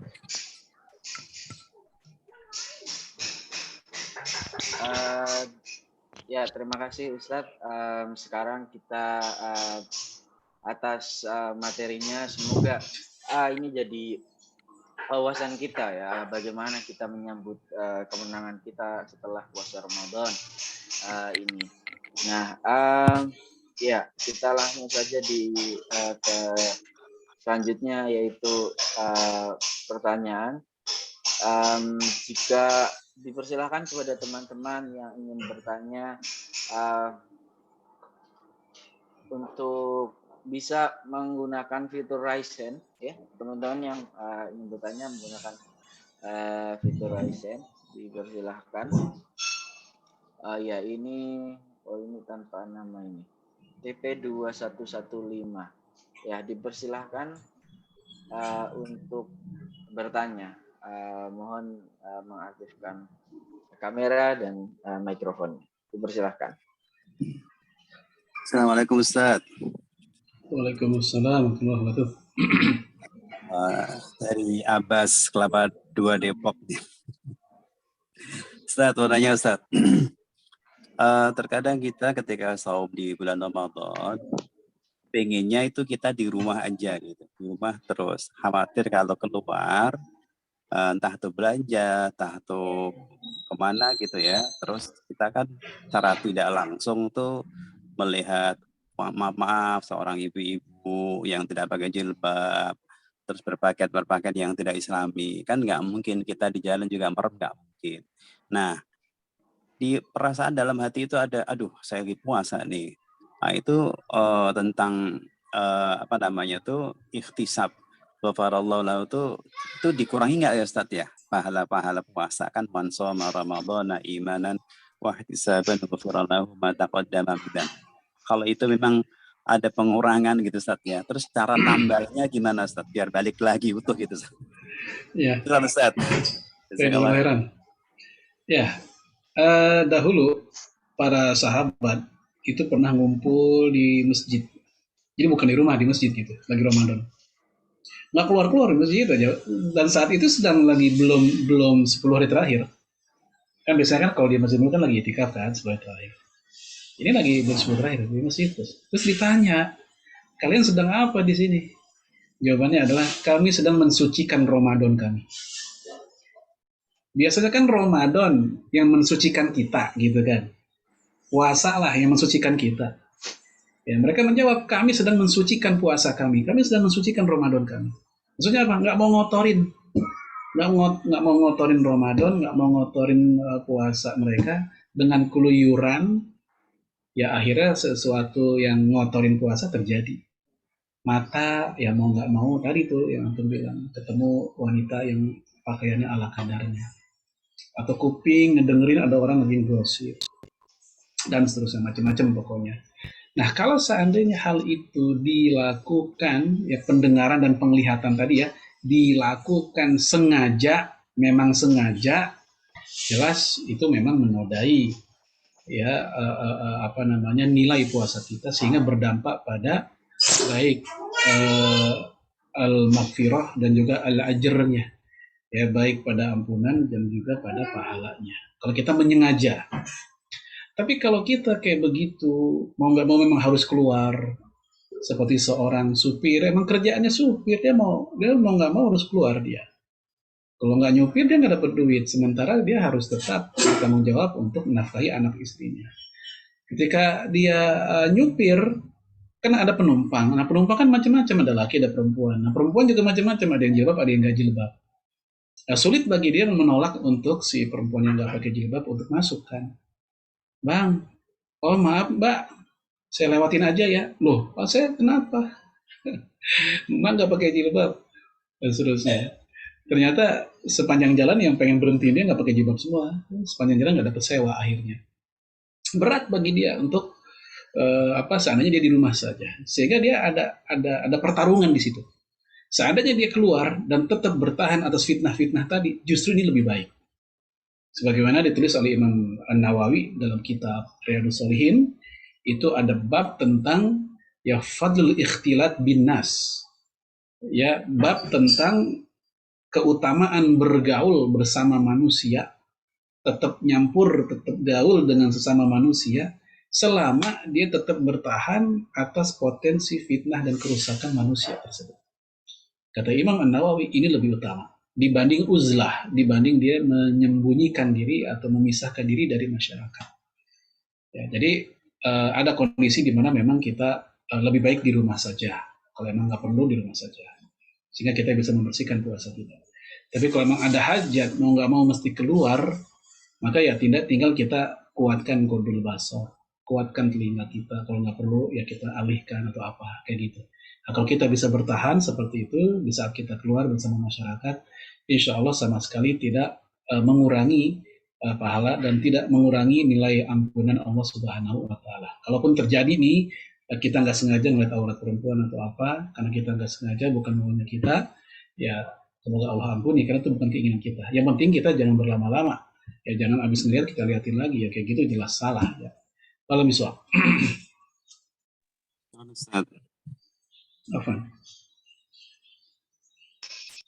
terima kasih Pak Abbas. Oke, dari teman-teman apakah ada yang bertanya? Kalau tidak ada, silakan pada Iman dari Iman bisa bertanya langsung mungkin, atau saya bacakan. Oke, langsung baca saja. Oke, begini Ustaz. Izin bertanya Ustadz, apa yang harus dilakukan jika kita tertinggal sholat id dan ketika di akhir, sebentar, saya coba perjelas ini ayat.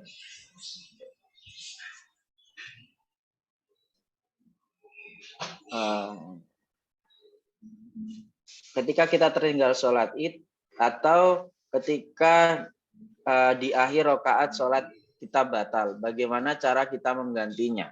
Ini pertanyaan dari saudara dari Iman. Bagaimana jika kita tertinggal sholat atau misalnya kita batal nih, apakah kita perlu menggantinya atau seperti apa? Ya, kalau kita batal atau masbuk, ya misal kita batal nih, kita wudhu lagi, kita balik lagi, alhamdulillah masih sempat untuk bergabung dengan jamaah, tapi ketinggalan 1 rakaat. Maka begitu salam ya kita lanjutkan seperti sebagaimana kita sholat. Itu tetap kita takbir ya 5 kali karena kita hitungannya rakaat kedua. Walaupun tadi pas takbir 5 kali kita udah ikut sebenarnya. Ya tapi karena kita ngikut imam takbir 5 kali ya kita ngikut. Boleh nggak sih nggak pakai takbir yang 7 dan 5 itu? Kalau yang ditanya boleh atau enggak, boleh. Karena semua ulama sepakat takbir zawaid, itu namanya takbir zawaid istilahnya. Itu sunnah, tidak ada khilafiyah, itu sunnah, bukan wajib. Ya, tapi kalau buat jadi imam, takbir zawaid yang 7 dan 5 itu jangan ditinggalkan, sebab itu akan bikin heboh jamaah. Kok imamnya beda, entah begitu kan. Jadi walaupun itu sunnah, jangan ditinggalkan. Apalagi posisinya jika dia imam. Baik, ini kalau masbuk dan sempat dapat. Bagaimana kalau masbuk nggak dapat atau tadi batal, dia ke WC dulu atau dia ke belakang dulu, dia balik lagi, udah bubar jamaah, gimana? Boleh bagi dia sholat id sendiri. Ya sholat id itu berjamaah afdol, tapi sendiri tetap sah. Seperti yang dikatakan oleh Imam Syafi'i, Imam Ibnu Qudamah, Said Sabiq mengatakan sendiri tetap sah. Caranya gimana? Bisa dengan cara 2 rakaat seperti biasa, atau 2 rakaat dengan takbir 7 dan 5 tadi. Dua-duanya boleh sah. Tidak ada masalah. Terus khutbahnya gimana? Karena kita sendiri nggak pakai khutbah, ya nggak ada masalah, kan kita udah bahas dari khutbah itu sunnah. Lagi pula kalau sendirian khutbah, siapa yang dengerin coba? Masa kita ngomong sendirian khutbahnya? Gitu. Kayak begitu. Kalau misal, ya. Begitu ya, saudara Iman, pada Kak Iman ya, tadi kita bisa ada pilihannya gitu, atau bisa munfarid gitu ya Ustadz ya, sholatnya gitu. Ada pertanyaan lagi ini dari Akbar. Ini apa yang harus kita lakukan Ustadz jika saat sholat Idul Fitri ada bagian soft ibu-ibu yang berjarak karena panitia tidak mengaturnya, dan kadang softnya tidak rapi gitu. Biasanya karena mungkin saking banyak jamaahnya jadi seperti itu Ustadz. Baik. Jazakallahu khairan. Kalau itu terjadi masih satu area, masih satu lapangan, masih satu masjid, tapi mungkin karena pengaturannya yang nggak beres ya, soft mereka hakikatnya masih berkesinambungan, tapi ada yang bolong-bolong barang 2 orang, 3 orang, sehingga berjarak beberapa langkah gitu. Ini tetap sah. Tapi yang kayak begini jelas dia apa istilahnya meninggalkan kesempurnaan soft, ya, kesempurnaan sholat. Ya, kan kita tahu di mana imam itu sebelum sholat biasanya kan sawu sufufakum fa inna taswiyatus sufuf min tamami sholah, kan sering begitu. Ya, lurus dan rapatkan soft kalian, karena lurus dan rapatkan soft itu bagian dari kesempurnaan sholat. Jadi dia telah meninggalkan kesempurnaan sholat.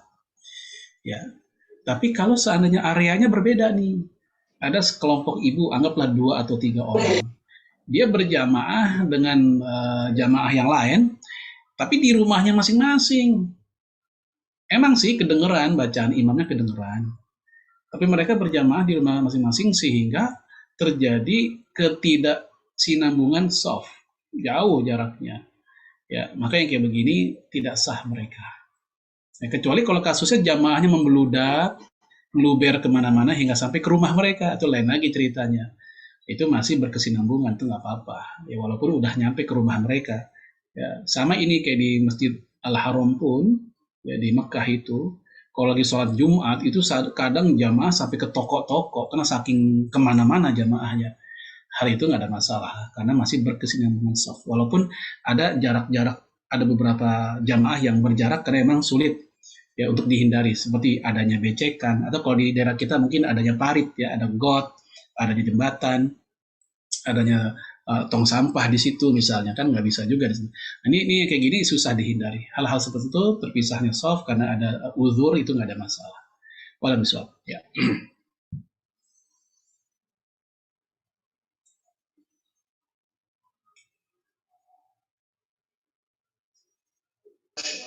Iya, syukur Ustaz atas jawabannya. Ya mungkin ada lagi teman-teman yang ingin bertanya, kita masih ada waktu. Gini Ustaz, yang ingin saya tanyakan Ustaz, ini mungkin sambil nunggu yang lain gitu ya, saya tanyakan. Dia kadang kalau saya dulu atau mungkin sekarang juga masih sering dengar orang kalau bilang masalah takbiran Ustaz. Kalau kita belum sampai akhir Ramadan, kita nggak boleh nih takbir. Nggak boleh nih kita takbiran, katanya nanti pamali lah istilahnya gitu. Nah ini tuh apakah ada dasarnya gitu Ustaz? Ya, secara khusus ya tidak ada apa istilahnya dasarnya ya, secara khusus tidak ada.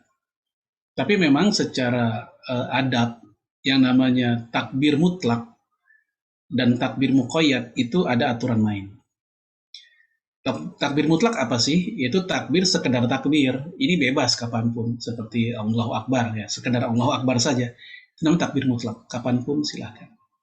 Tapi kalau takbir muqayyad, apa muqayyad? Takbir yang terikat oleh momen hari raya, memang dia ada SOP-nya. Apa SOP-nya? Tadi sudah atau baru boleh dimulai sejak malam takbiran. Ini pun menurut sebagian ulama. Tadi kan kita membicarakan dalam perspektif fikih mazhab Syafi'i. Namun kalau dalam mazhab yang lain seperti Hambali, Imam Ahmad mengatakan dimulainya sejak pagi, sejak fajar, sejak subuh gitu. Jadi kalau kita ketemu nih teman kita atau tetangga kita, saudara kita yang takbirannya dia malam biasa aja tuh nggak takbiran, dia mulai dari subuh. Ya kita baik sangka mungkin dia ikut pendapat ulama ya seperti itu, dia Imam Ahmad bin Hambal. Itu namanya takbir muqayyad, takbir yang terikat oleh momen. Nah, yang kayak gini nih, yang memang nggak dilakukan kalau sebelum lebaran, sebelum malam takbiran. Nah, itu memang ada aturan main. Adapun tentang masalah jangan takbiran, ntar mayit pada sedih. Kan gitu tuh, orang tua dulu tuh. Ntar orang meninggal pada sedih. Ya karena begini, ya dalam beberapa hadis, ini pernah saya bikin artikelnya. Apakah orang meninggal itu, saudara kita yang sudah wafat, tahu perbuatan orang masih hidup? Tahu atau tidak? Nah, beberapa hadis, ya, dan hadis ini pun rata-rata, ya ada yang hasan, ada yang sahih, ada juga yang dhaif. Itu membenarkan bahwa orang yang sudah wafat, mereka tahu perbuatan orang yang masih hidup. Bahkan di dalam hadis Imam Tirmidzi itu diceritakan dialog orang yang sudah wafat dengan orang yang sudah wafat menceritakan atau menanyakan bagaimana si fulan. Oh si fulan di dunia dia ceritain tentang dunia. Dialog terjadi. Sehingga dari situ orang-orang tua dulu bilang jangan takbiran dulu.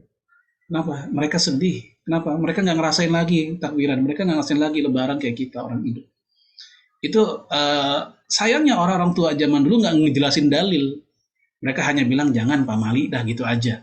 Tapi kalau kita merujuk kepada dalil-dalil, mereka ada dasar sebenarnya.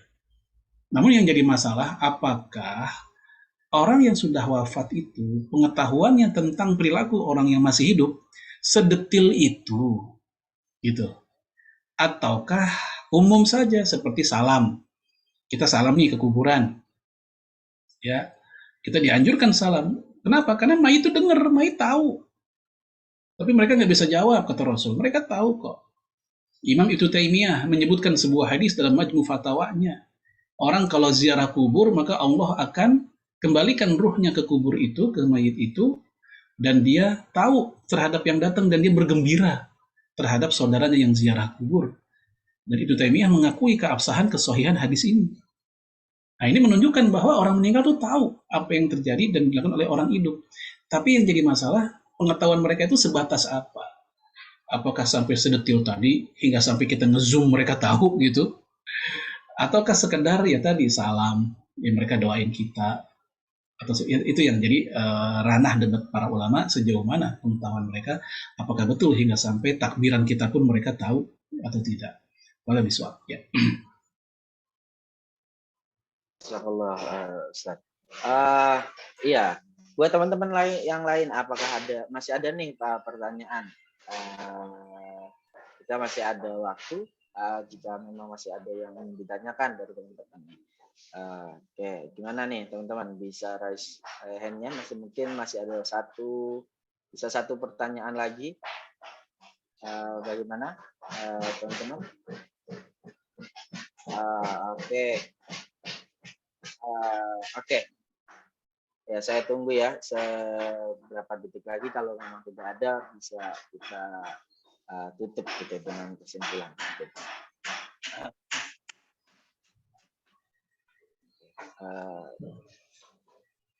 Oke, karena memang tidak ada pertanyaan lagi dari teman-teman. Jadi jika memang masih ada pertanyaan, nanti juga bisa disampaikan ke panitia ya. Apa yang mungkin barangkali nanti bisa disampaikan via Ustadz atau Ustadz Farid untuk dijawab di lain waktu, di lain kesempatan. Oke. Sekali lagi terima kasih Ustadz Farid atas kajiannya, atas ilmunya. Semoga kita mendapatkan berkah atau mendapatkan kemenangan secara hakiki pada Ramadan kali ini.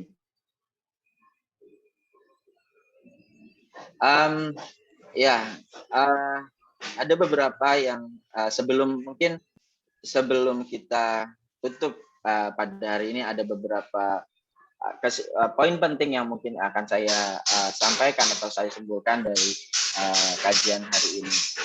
Ya, kita sebenarnya kalau kita bilang itu kesimpulannya adalah bulan Ramadan adalah bulan jihad. Jihad yang seperti apa? Jihad dalam segala aspek. Ketika saat itu memang kebutuhannya adalah untuk perang, untuk memajukan Islam, maka kita akan dengan vital atau dengan peperangan. Tetapi jihad yang sekarang yang bisa kita lakukan adalah jihad untuk mencari ridho Allah, untuk mendapatkan ridho ke Allah apapun itu. Ketika teman-teman bekerja, ketika kita menahan nafsu untuk tidak melakukan hal-hal yang buruk dan yang lain selama bulan Ramadan, itu adalah bentuk jihad untuk kita melawan dari diri kita. Sekali lagi, menang dalam bulan Ramadan targetnya adalah menang untuk seperti apa? Kita untuk menang melawan hawa nafsu, mengawali dengan ibadah, mengakhiri pun dengan ibadah, sehingga kemenangan sejati akan didapatkan. Sekali lagi, istiqomah selama bulan Ramadan itu menjadi kunci kita untuk kedepannya. Jadi bukan hanya Ramadan, tapi kedepannya kita tetap istiqomah ibadahnya seperti layaknya bulan Ramadan. Mungkin itu yang bisa saya sampaikan dari banyaknya materi dari Ustadz yang kita tekankan. Mari kita sambut kemenangan ini dengan ibadah yang kita tutup dengan ibadah juga hari seperti saat ini. Terima kasih kepada Ustadz Farid, Ustadz Farid Numan. Sebelum kita mengakhiri sesi ini, kita ada sedikit kenang-kenangan untuk penyerahan sertifikat Ustadz. Jadi silakan dari teman-teman operator. Oke. Ya, Ustadz. Oke, dokumentasi bisa Jazakumullah. Ini Ustadz, ini kenang-kenang dari kami.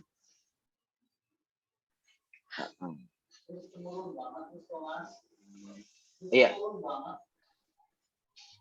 Oke. Saya izin screenshot. 1, 2, 3. Sekali lagi 1, 2, 3. Terima kasih banyak. Ya, terima kasih Ustadz Farid. Mohon jangan meninggalkan room dulu. Kita ada dokumen foto bersama nanti di akhir. Selanjutnya terima kasih sekali lagi jazakallah khair pada Ustadz Farid Numan yang telah memberikan materi kita. Ya, Masya Allah. Semoga kita kedepannya dapat mengaplikasikan dalam kehidupan sehari-hari, khususnya setelah Idul Fitri. Jadi benar-benar fitrah, bukan cuma hanya di bulan Ramadan. Oke. Nah, ada satu sebelum kita tutup, sebelum kita dokumentasi bersama, ada info menarik dari panitia ini, teman-teman. Pengumuman tentang peserta teraktif Ramadan Tracker yang diadakan oleh komunitas kebaikan bukadonasi.com. Wah, siapa nih pemenangnya? Oke, saya bacakan ya. Dan pengumuman tugas proyek kebaikan komunitas kebaikan. Yang pertama, peserta teraktif Ramadan Tracker diraih oleh Kak Aldi Krisna Yuda Putrayavi. Barokallah. Ada di sini Kak Aldi Krisna Yuda Putrayavi. Mungkin jika ada bisa on cam dan mikrofon. Atau bisa kasih reaction seperti apa? Apakah ada Kak Aldi di sini? Kak Aldi Krisna? Oke. Jika memang tidak ada, selamat buat Kak Aldi. Nanti ini sertifikat dan hadiahnya nanti akan kita follow up, atau nanti silahkan Kak Aldi jika memang ada di room silahkan menghubungi. Kemudian Pak Mujib, saya pamit dulu ya, Afwan. Oh iya Ustadz. Ya, Bapak Ibu semuanya, Pak Fikri semuanya juga, serta saya mohon maaf. Assalamualaikum warahmatullahi wabarakatuh. Waalaikumsalam warahmatullahi wabarakatuh. Waalaikumsalam. Oke, Ustaz. Iya, terima kasih Ustaz Numan atas waktunya. Oke, selanjutnya nih, pengumuman karya terbaik proyek kebaikan diraih oleh kelompok 2. Selamat buat kelompok 2. Jazakallah, selamat. Buat kelompok 2 yang anggotanya ada Freddy Septi, Rizka Effendi, dan Aden Fauzan. Ada yang hadir dari salah satu timnya, perwakilan? Ada yang hadir? Jika ada mungkin bisa di spotlight juga teman-teman panitia jika ada. Selamat ya buat Kak Rati Septianti, Kak Rizka, sama Kak Aden Fauzan sebagai kelompok terbaik proyek kebaikan terbaik di acara Semarak ini. Oke, terima kasih kepada teman-teman. Sebelum kita ke penghujung acara, di sini kami ingin meminta waktu teman-teman semua untuk peserta untuk mendapatkan sertifikat, maka teman-teman wajib mengisi polling ini. Kami akan memberikan polling, ada di layar teman-teman semua, silahkan diisi oleh teman-teman panitia, bisa dibantu. Oke, silahkan teman-teman diisi pollingnya ya. Nama, kemudian asal daerah, kemudian email, dan beberapa poin ini. Oke, silahkan, memang agak lumayan banyak. Silahkan teman-teman dibantu untuk mengisi. Oke, saya tunggu 5 menit. Oke ya.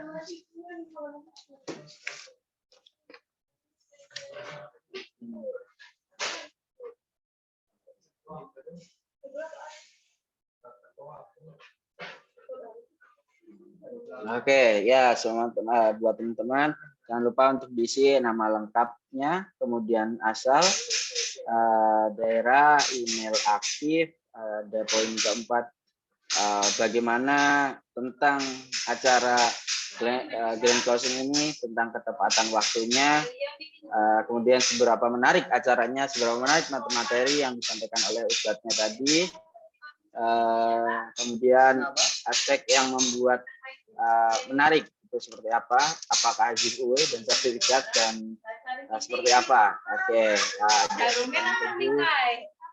apa yang disampaikan oleh pembicara sesuai tema yang diangkat ya. Buat teman-teman silahkan diisi ya, silahkan diisi gitu.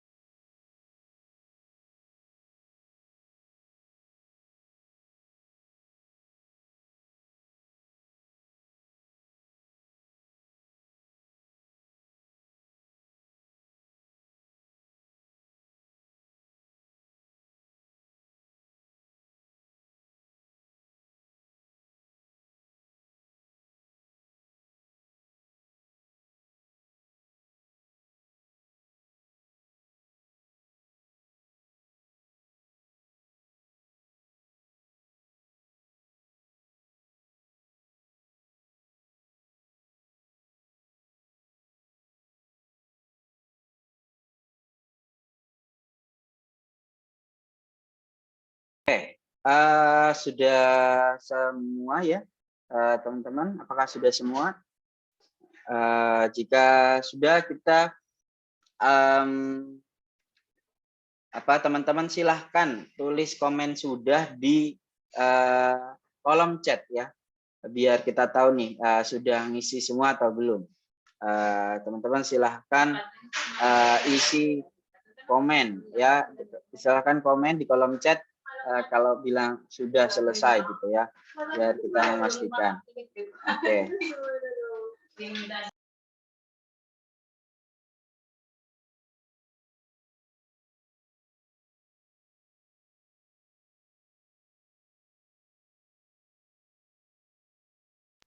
Oke, mungkin sudah ya panitia. Kita terima kasih. Selanjutnya kita ke acara selanjutnya yaitu dokumentasi ya buat kakak-kakak sekalian, kakak-kakak sekalian untuk tolong menghidupkan kameranya untuk on cam ya, biar kelihatan nih cantik sama gantengnya nih, biar pada kelihatan buat kakak-kakak semua.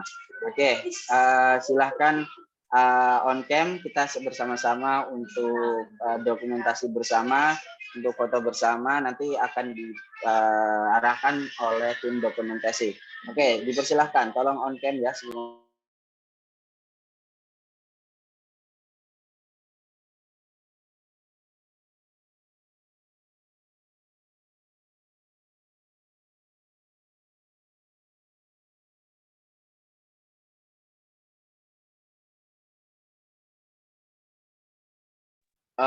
Teman-teman dimohon untuk segera on cam ya semuanya ya, masih banyak banget ini yang belum on cam nih. Oke, ayo, wah banyak banget nih. Ada Kak Ahyar, Kak Syafiq, Kak Nizar, Kak Iman, Kak Hasna, yang belum Kak Gita. Oke, mohon untuk on cam.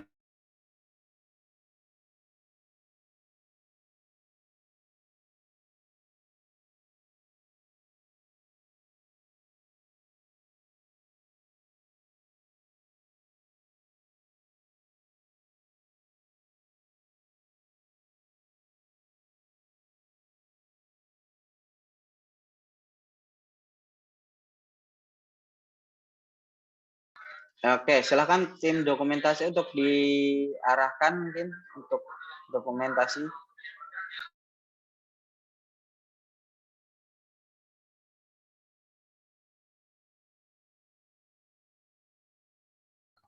Oke, baik. Jadi teman-teman, aku izin untuk screenshot ya dokumentasi hari ini. Untuk slide pertama, 1, 2, 3. Sekali lagi, slide pertama, 1, 2, 3. Oke, di slide selanjutnya. Ini udah satu slide aja ya? Oke, kalau gitu. Terima kasih banyak teman-teman. Boleh dimatikan kameranya lagi kalau udah mau left out. Oke, terima kasih teman-teman buat dokumentasi bersamanya. Kita di ujung acara pada hari ini, mari kita tutup acara hari ini dengan doa. Doa akan dipanjatkan atau dipimpin oleh Kak Muhammad Fahri Sandika Iman. Dipersilahkan untuk Kak Fahri untuk memimpin doa. Terima kasih. Assalamualaikum warahmatullahi wabarakatuh. Insyaallah pada sore hari ini kita akan membaca doa untuk kelancaran hidup kita pada hari ini, keberkahan acara kita pada hari ini. Insyaallah kita diberikan keberkahan, kesejahteraan, dan dikuatkan keimanannya. Kita mulai dengan beristighfar terlebih dahulu. Astaghfirullahaladzim, astaghfirullahaladzim, astaghfirullahaladzim, astaghfirullah. Allahumma innaka ta'lamu anna hadhihi al-qulub qad ijtama'at ala muhabbatik والتقت على طاعتك وتوحدت على دعوتك وتعاهدت على نشر شريعتك فوثق اللهم رابطتها وأدم مدها واهدها سبلها واملها بنورك الذي لا يخفي واشرح صدورها بفيض الإيمان وجميل التوكل عليك وأحيا بمعرفتك وأمتها على شهادة في سبيلك إنك نعم المولى ونعم النصير اللهم آمين. Kita sama-sama baca lafaz hamdalah, alhamdulillahirabbil dan kita sempurnakan dengan doa kafaratul majelis. Subhanakallahumma bihamdika asyhadu an la ilaha illa anta astaghfiruka wa atubu ilaik. Terima kasih. Assalamualaikum warahmatullahi wabarakatuh. Saya kembalikan ke MC. Terima kasih kepada Kak Fahri, terima kasih kepada semuanya. Buat teman-teman yang sudah berpartisipasi dalam rangkaian acara Semarak kali ini, terima kasih atas waktunya. Semoga kita diberi umur panjang, kita bisa bersama-sama ke acara yang sama, acara Semarak, semangat milenial menyambut Ramadan dengan kajian dan kegiatan. Oke, teman-teman jangan lupa kita untuk mengikuti kegiatan kami ada di bukadonasi.id. Jangan lupa di-follow, pastikan teman-teman pantengin kegiatannya. Kurang lebihnya saya sebagai moderator dan MC, saya mohon maaf apabila banyak kesalahan. Wabillahi taufiq wal hidayah. Wassalamualaikum warahmatullahi wabarakatuh. Waalaikumsalam. Waalaikumsalam.